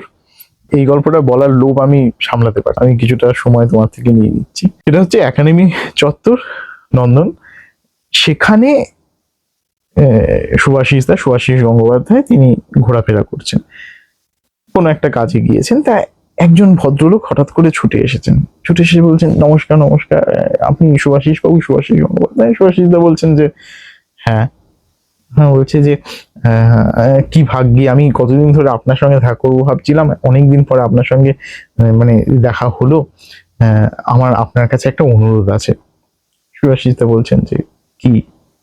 বলছে যে আমি একটা নাটক লেখার চেষ্টা করছি, আমি আপনাকে একবার একটু নাটকটা দেখিয়ে একটু ঠিকঠাক আপনি যদি একটু করে দেন তাহলে খুব কৃতার্থ হই। সুভাষিস দা বলছেন যে দিন নাটক।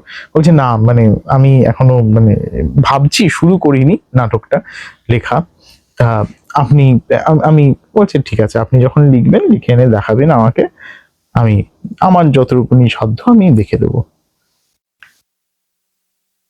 কাট টু সেই নন্দন চত্বর একাডেমি, মাঝখানে 6 মাস পেরিয়ে গেছে।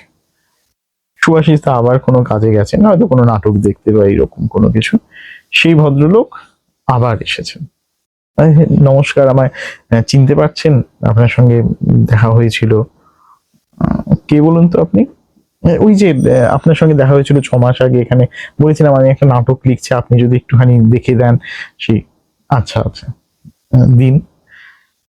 না মানে নাটকটা এখন মানে আমি ভাবছি একটুখানি, অনেকটা গুছিয়ে ফেলেছি, নাটকটা লিখবো। হ্যাঁ, আপনি যদি একটুখানি তারপর দেখে দেন একটুখানি সেই।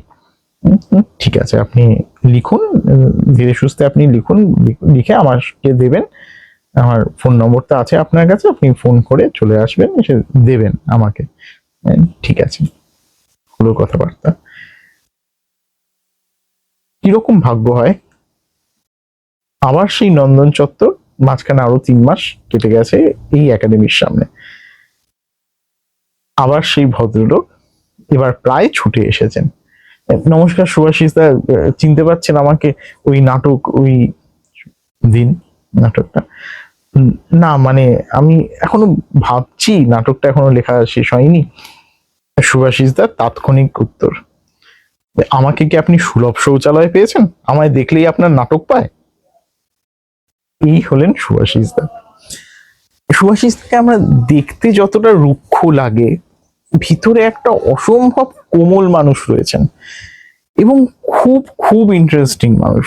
আমার তার সাথে সেভাবে আলাপ হয়নি, পরিচয় হয়নি, কিন্তু দূর থেকে আমি দেখেছি। আমি সত্যি কথা বলতে কিছুটা আমি বেশ ভয়ই পাই যে ওনার কাছাকাছি যেতে। তোমার বন্ধু সুভাষিস দা? এখনো বন্ধু। এখনো বন্ধু। শুভাশিস, ওই যে বললাম ছোটদের নাটকে যখন কাজ করি তখন শুভাশিস ক্যালকাটা রেস্কিউতে কাজ করে। ক্যালকাটা রেস্কিউ হচ্ছে আমরা যেখানে যেখানে 3টে জায়গায় নাটকের কাজ হতো, নিবেদিতা কলোনিতে আমি, আদ্যনাথ স্কুল বলে একটা স্কুল সেখানে দেবশঙ্কর, আর ক্যালকাটা রেস্কিউতে শুভাশিস। শুভাশিস যাদের নিয়ে নাটক করতো তারা তো ওই মুজাহিদের কথা যে বললাম ওই রকম এক একজন, কিন্তু দীর্ঘদিন কাজ করার পরে ও যখন হল্লা বলে নাটকটা করলো, এই হল্লা নাটক পশ্চিমবাংলার ছোটদের থিয়েটারে শুধু না, ভারতবর্ষের ছোটদের থিয়েটারে হল্লা একটা প্রযোজনা। এবং এইটা সম্ভব হয়েছে দুটো জায়গা থেকে। একটা হচ্ছে শুভাশিসের অসম্ভব কল্পনা শক্তি আর কল্পনাকে বাস্তবে নিয়ে আসার অসম্ভব পরিশ্রম, আর হচ্ছে ওই ছেলেপেলেদের ভেতর থেকে ওইটা বার করে নিয়ে আসার ক্ষমতা। এই যে মুজাহিদ ছেলে যার কথা বললাম, নাজমা বলে একটি মেয়ে ছিল, এদেরকে যে ও কি করিয়েছে ওটা নাজমা মুজাহিদও জানে না। ভয়ঙ্কর একটা গল্প, ওদেরই গল্প, এবং সেইটা শুভাশিস এবং শুভাশিসের সঙ্গে আমাদের আরেক 2 বন্ধুর কথাই বলতে হয়। একজন হচ্ছেন দেবাশিস চৌধুরী, আজও অশোক প্রামাণিক। এরা যা করেছে ওই ক্যালকাটা রেস্কিউর বাচ্চাদের, আর আমি যখন ছোটদের নাটকের কাজ করি, এর আগে ওরা কিছু কাজকর্ম করেছে, বিভিন্ন স্কুলে ওয়ার্কশপ করিয়েছে। ফলে আমি আদ্যনাথেও আর বিশেষত ক্যালকাটা রেস্কিউতে আমি গিয়ে শুভাশিসের সঙ্গে, শুভাশিস যে কাজ করে আমি দেখতাম, এবং সত্যি অর্থে শুভাশিস ছোটদের থিয়েটারের ওই প্র্যাকটিসে আমার শিক্ষক সম মানুষ। স্যার যেমন কাজের ফিলোসফি, কাজ কিভাবে হতে হয় বা না হয় এটা নিয়ে বলেছেন, শুভাশিসের কাছ থেকে আমি হাতে কলমে কাজটা শিখেছি, দেখে দেখে শিখেছি। এবং সত্যি শুভাশিসের মতো এত কল্পনা শক্তি আর এত সক্ষমতা ছোটদের থিয়েটার নিয়ে, তারপরে যে অন্ধদের থিয়েটার নিয়ে যখন শুরু হয়, ব্লাইন্ড থিয়েটার শুরু হয়েছিল আমাদের এক বন্ধু জয়ন্ত হোর, ওর মামা ছিলেন বেহালা ব্লাইন্ড স্কুলের প্রিন্সিপাল। তো তখন নান্দিকারের কাছে জয়ন্ত বলে আর কি, ওর মামার সঙ্গে কথাবার্তা বলার পরেই বোধ হয় যে আমরা অন্ধদের নিয়ে কাজ করতে পারি কিনা। তো তখন ব্লাইন্ড স্কুলে যাওয়া হতো। আমি খুব একটা বেশি দিন যাইনি, 2-4 দিন 5 দিন গিয়েছি। প্রধানত যেতেন সাথীদি, অশোকদা আর শুভাশিস আর স্যার। কিন্তু ওদের নিয়ে কাজ করাটা সেইটা শুভাশিস, সাথীদি ওরা করতেন। একটা সময় প্রজেক্ট শেষ হয়ে যায়, আমরাও কাজটা ওখান থেকে চলে আসি, যেমন প্রজেক্ট শেষ, কিন্তু শুভাশিস রয়ে যায়। এবং রয়ে যাওয়ার পরে এক সময় বিভিন্ন প্রযোজনা ওরা করে। নান্দিকা থিয়েটার ফেস্টিভ্যালে ওরা যত দূরেই যাই বলে একটা নাটক করে, খুবই ভালো নাটক, অন্ধদের দিয়ে, আমাদের প্রথম নাটক, দৃষ্টিহীনদের দিয়ে, অন্ধ তো দৃষ্টিহীনদের দিয়ে ওরা যেরকম বলে যে, এবং যত দূরেই যাই এর বিষয়, তারপরে তার প্রকাশ, খুবই খুবই ভালো নাটক ছিল। সেইটা শুভাশিস করে। তারপরে তো শুভাশিস নান্দিঘাট থেকে বেরিয়ে আসে, ব্লাইন্ড অপেরা হয়, একসময় ব্লাইন্ড অপেরা থেকে বেরিয়ে এসে অন্য দেশ তৈরি করে। এবং শুভাশিসের ভেতরে এক ধরনের একটা সন্ন্যাসীর মতো মানুষ আছে।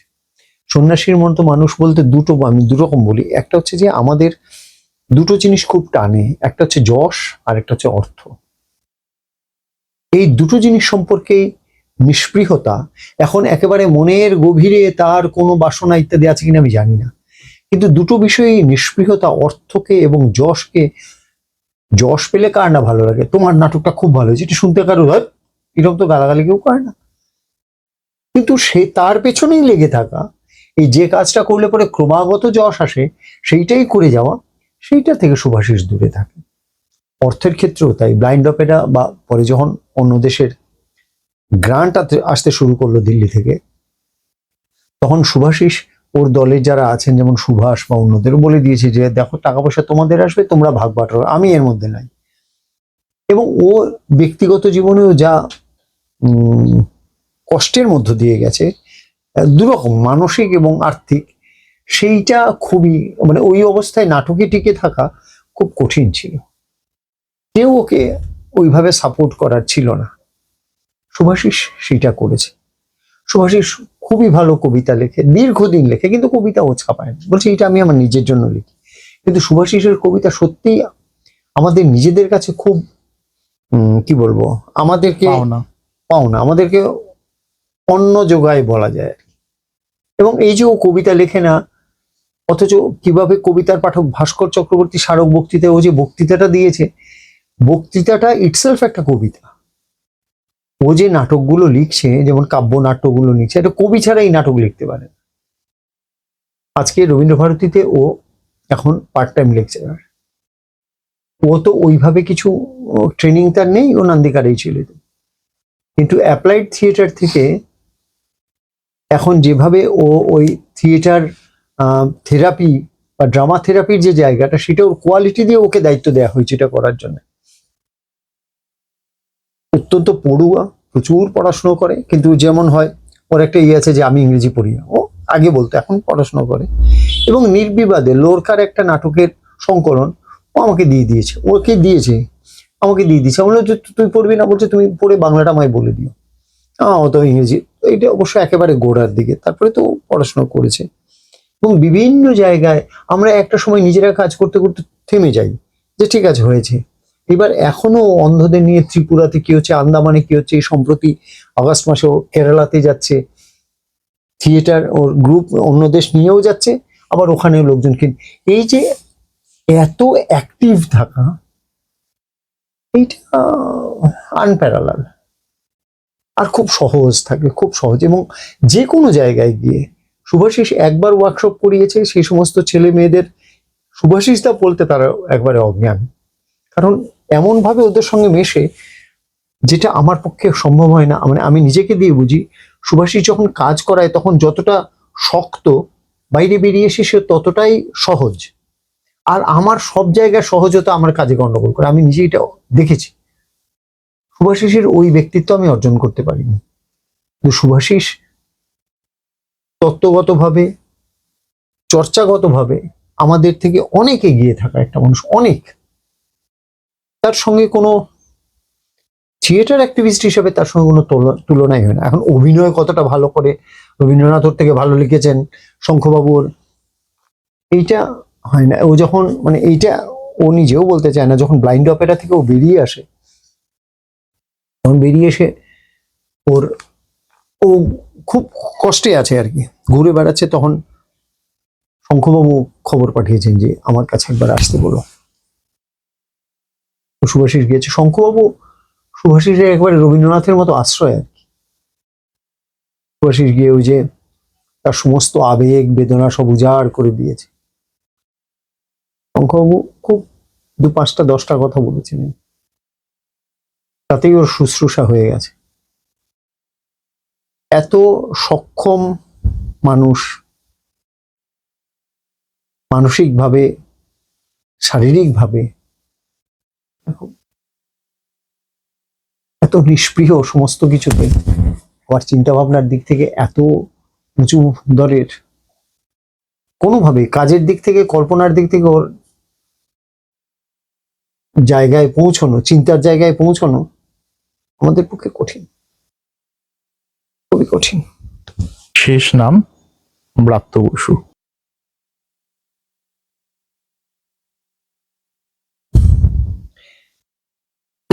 ব্রাত্য যখন থিয়েটারে আসেন, ওইটা ওই প্রোডাকশনটা পরে নান্দিকার করে, সেটা একরকম। উইঙ্কল টিঙ্কল সেই অর্থে কিন্তু প্রায় কাঁপিয়ে দিল দুটো জায়গা থেকে। একটা হচ্ছে মোড অফ প্রোডাকশন আর কন্টেন্ট অফ দ্য প্লে। এই দুটোতেই মানে আজও যখন আমরা উইঙ্কল টিঙ্কল দেখি, তাতে বুঝতে পারি যে ও নাটককে কোন জায়গা থেকে দেখে আর নাটক দিয়ে কোন কথাটাও বলতে চায়। রাজনীতি তখন বামফ্রন্টের পক্ষেই প্রচুর নাটক হতো, বিরুদ্ধ নাটকও হয়েছে হয়তো, কিন্তু সেটাও হয়েছে একই প্যাটার্ন। কিন্তু ঐতিহাসিকভাবে একটা দর্শনের চর্চায় যে ভুল, সেইটা দেখানোর জন্য কিন্তু উইঙ্কল টিঙ্কল সেইটা দেখালেও সে একবারে অন্যরকম ভাবে। এবং এরপরে যা যা নাটক লিখেছে সবগুলো যে আমার সমান লিখেছে, নাট্যকার হিসেবে বলছি, ব্যক্তিগতভাবে তো তার সঙ্গে অনেকটাই দূরের মানুষ। যেমন কৃষ্ণ গহ্বর এই সেই ইত্যাদি নাটক যে লিখেছে, বাত্যজনের রুদ্ধ সঙ্গীত, এইগুলো অন্যরকম নাটক। কিন্তু উইঙ্কল টিঙ্কল একটা একেবারে আলাদা নাটক, এবং ওর ভেতরে একটা যন্ত্রণা ছিল, হয়তো আছে, আজকে তো। সেটা হচ্ছে যে ও বামপন্থীদের একেবারে কাছ থেকে দেখেছে ওর বাবার কল্যাণে, এবং সেইটা দেখেছে যে কোনো মোহমুগ্ধ হয়ে না, একটা ক্রিটিকের দৃষ্টিভঙ্গি নিয়ে সেইটা। আর ও ছোটবেলা থেকে আমি শুনেছি, ওর ছোটবেলাতে আমি দেখিনি, খুব ডেসপারেট। আমাদের বন্ধু সন্দীপ রায় ওর ক্লাসমেট, ওই সন্দীপের সঙ্গে এসছে বলরামদার বাড়িতে। সন্দীপ আমাদের যা বলরামদার বাড়িতে এসছে, এবার বলরামদার বাড়িতে এসে বলরামদার সামনেই বলছে আমি কিন্তু একটা সিগারেট খাবো। কারণ সেইটা আমাদের মধ্যবিত্ত মানসিকতায় খুব মনে হয়, হ্যাঁ পুরো দিলে একদম। কিন্তু অন্যদিক থেকে যদি আমি এক কাপ চা খাবো যদি বলতে পারি, তাহলে আমি একটা সিগারেট খাবো বলতে পারবো। এইটা আমাদের কিছু মানসিকতার সীমাবদ্ধতা, ওইগুলো ও খুব কোনোদিনই বার্তা দেয় না, এখন তো সম্ভবত আরো দেয় না। এবং যার জন্য ও তখন থেকে এক ধরনের সমস্ত কিছুকে এক ধরনের রিজেকশনের মানসিকতা থেকে দেখেছে, ও হচ্ছে না তোমাদের। এবং সেইটা নিয়ে বামপন্থীরা প্রচন্ড ক্ষুব্ধ, কারণ বিষ্ণুবাবুর ছেলে আমাদের এইভাবে সমালোচনা করবে, এটা আমরা মেনে নিতে পারবো।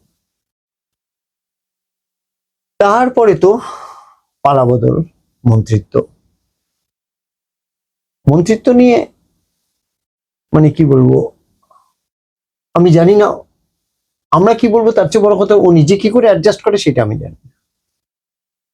কারণ যা লেখাপত্র লেখে এবং যেভাবে লেখে, আমরা ওর অদামৃত কথা বলে একটা ধারাবাহিক বেরিয়েছে, বই আকারেও বই আকারে বেরিয়েছে আনন্দ থেকে। শিশির ভাদুড়িকে নিয়ে ওর যে উপন্যাসটা সম্প্রতি শেষ হয়েছে প্রতিদিনে, সেইটা শেষ হয়েছে, ওই আবার নামটা মনে পড়ছে না, উদ্ভাসিত মানদাস, সেইটাতে ও যা লিখছে, ক্ষমতার কাছাকাছি থাকা নাট্যদল বা ব্যক্তি মানুষ কিভাবে সুযোগ সুবিধা নেয় এবং আমাদের শব্দ ব্যবহার করলে কিভাবে করাপ্ট হয়ে যায় সেটাও লিখছে। আমার নিজের একটা অবস্থান আছে, এইটা আমাকে খুব ভাবায়। আবার যেটা হয়, যেমন ব্রাত্যজন পত্রিকাতে ও যা লিখছে সেইটা আমরা কেউ লিখে উঠতে পারিনি। ওর ব্রেখট নিয়ে ওর একটা বিশাল লেখা বেরিয়েছে। এই সংখ্যা তো একজন নাটককারের, ওই নামটা মনে পড়ছে না, নাটককারকে নিয়ে লিখেছেন। এডওয়ার্ড বন্ডকে নিয়ে ওরা বিরাট একটা লেখা আছে। এত পরে কখন, এত লেখাই বা কি করে? আর শুধু তো লেখা না, একটা লেখা লিখছে তা না, একটা লেখা লিখছে। এই যেমন এইবার দুটো ইন্টারভিউ নিয়েছে ও ব্রাত্যজনে, একটা হচ্ছে বিশাখা রায়ের একটা ইন্টারভিউ, আর হচ্ছে সোহাগ সেনের ইন্টারভিউ। এই দুটো ইন্টারভিউ পড়লে পরেই, বা আগে একটা সংখ্যায় রুদ্রবাবুর ইন্টারভিউ নিয়েছিল, এইবার একজনের ইন্টারভিউ নিতে যাওয়ার আগেও যে কতটা হোমওয়ার্ক করে, আর হোমওয়ার্ক করার ভেতর দিয়ে ও যখন কথাগুলো বলে তখন সৌজন্যতাবশত এই প্রশ্ন আমি তোমায় করলাম, এই সমস্ত ধার ধারে না। ও রুদ্রবাবুকেও যে প্রশ্নগুলো করেছে বা অন্যান্যদের বিশাখা রায়কে যে প্রশ্নগুলো করেছে, খুবই, আমরা হলে এগুলো আমাদের খুব মনে হতো যে না, এটা বলবো অস্বস্তিকর। অস্বস্তি নেই, কারণ সত্যের জায়গা থেকে অস্বস্তি থাকবে কি?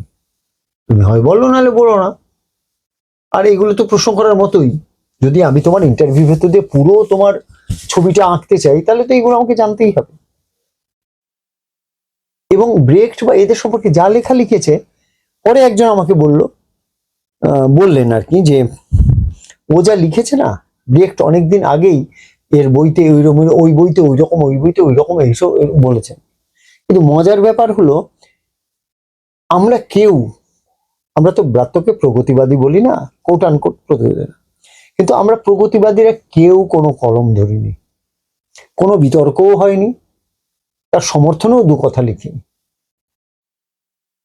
অথচ তাহলে ওকে প্রায় একটা ফাঁকা রাস্তা আমরা ছেড়ে দিয়েছি, এবং এই ফাঁকা রাস্তায় চলার ক্ষমতা অর্জন করেছে ও নিজে।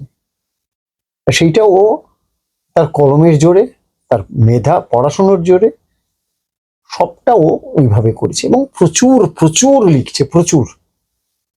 আমরা উদ্ভাসিত মান্দাস পড়ে আমাদের কাছে মনে হয়েছে এইরকম শিশির ভাদুড়িকে নিয়ে এত বিরাট ক্যানভাসে আর কেউ লেখেন।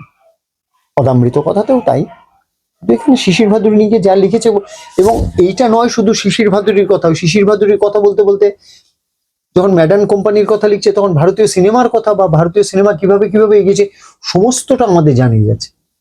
কলকাতা কর্পোরেশনের কিভাবে কি কোথায় কাজ হচ্ছে, ওইটা শিশির বাবুর সঙ্গে। কিন্তু ও যেন এইটা যে আরো অনেক কিছু জানাতে হবে। একটা শব্দ একজন বন্ধু ব্যবহার করেছেন, স্প্লিট পার্সোনালিটি, দ্বৈত সত্য।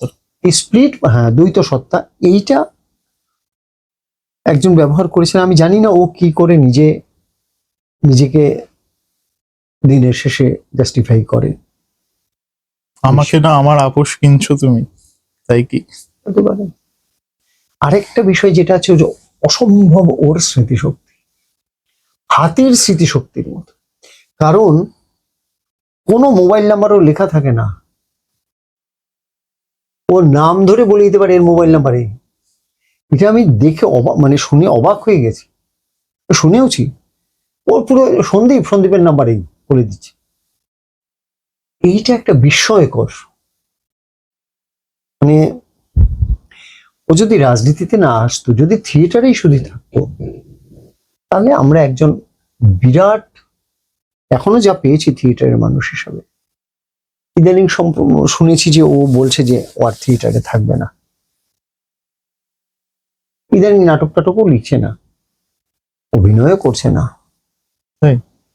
কোথায়? এর মধ্যে তো কোনো ব্রাত্যজনের এতগুলো শাখা, তো পুরনো নাটকগুলোই। ও তো অভিনয় করছে না। ওর পক্ষে এখন অভিনয় করা একটু অসুবিধের, কিন্তু অনেকেই তো অভিনয় করছে। আমাদের পার্থভৌমিক প্রচুর অভিনয় করছেন। এইটা আর কি বিস্ময়কর প্রতিভা। এরপরেও একটা বিস্ময়বোধক চিহ্ন আছে। শুধু কি এই কজন? তা তো অবশ্যই নয়। আমাদের থিয়েটারের ইতিহাস দীর্ঘ, থিয়েটারের সঙ্গে আমাদের সম্পর্ক অনেক দিনের, এবং তার সঙ্গে জড়িয়ে আছেন অনেক অনেক মানুষ। তাদের সবাইকে সেভাবে ধরাটা মুশকিল। কাকুর সঙ্গে বিভিন্ন কথাবার্তায় আরো অনেক, আমি এই মুহূর্তে যে সময় আমি অনুষ্ঠানটা শেষ করতে যাচ্ছি সেই সময় আরো অনেক নাম মাথার মধ্যে ভিড় করে আসছে, যাদের কথা কাকু প্রতিনিয়ত বলেন। এবং আমি জানি যে এই মুহূর্তে আমার জিজ্ঞাসা করতে এখনো ইচ্ছে করছে, কিন্তু সময়, সেই সময় একটা বড় বাধা। আমাদের আজকের পর্ব এই পর্যন্তই। আগামী পর্বে সামনের সপ্তাহে আমরা ফিরছি। আজকের মতো নমস্কার।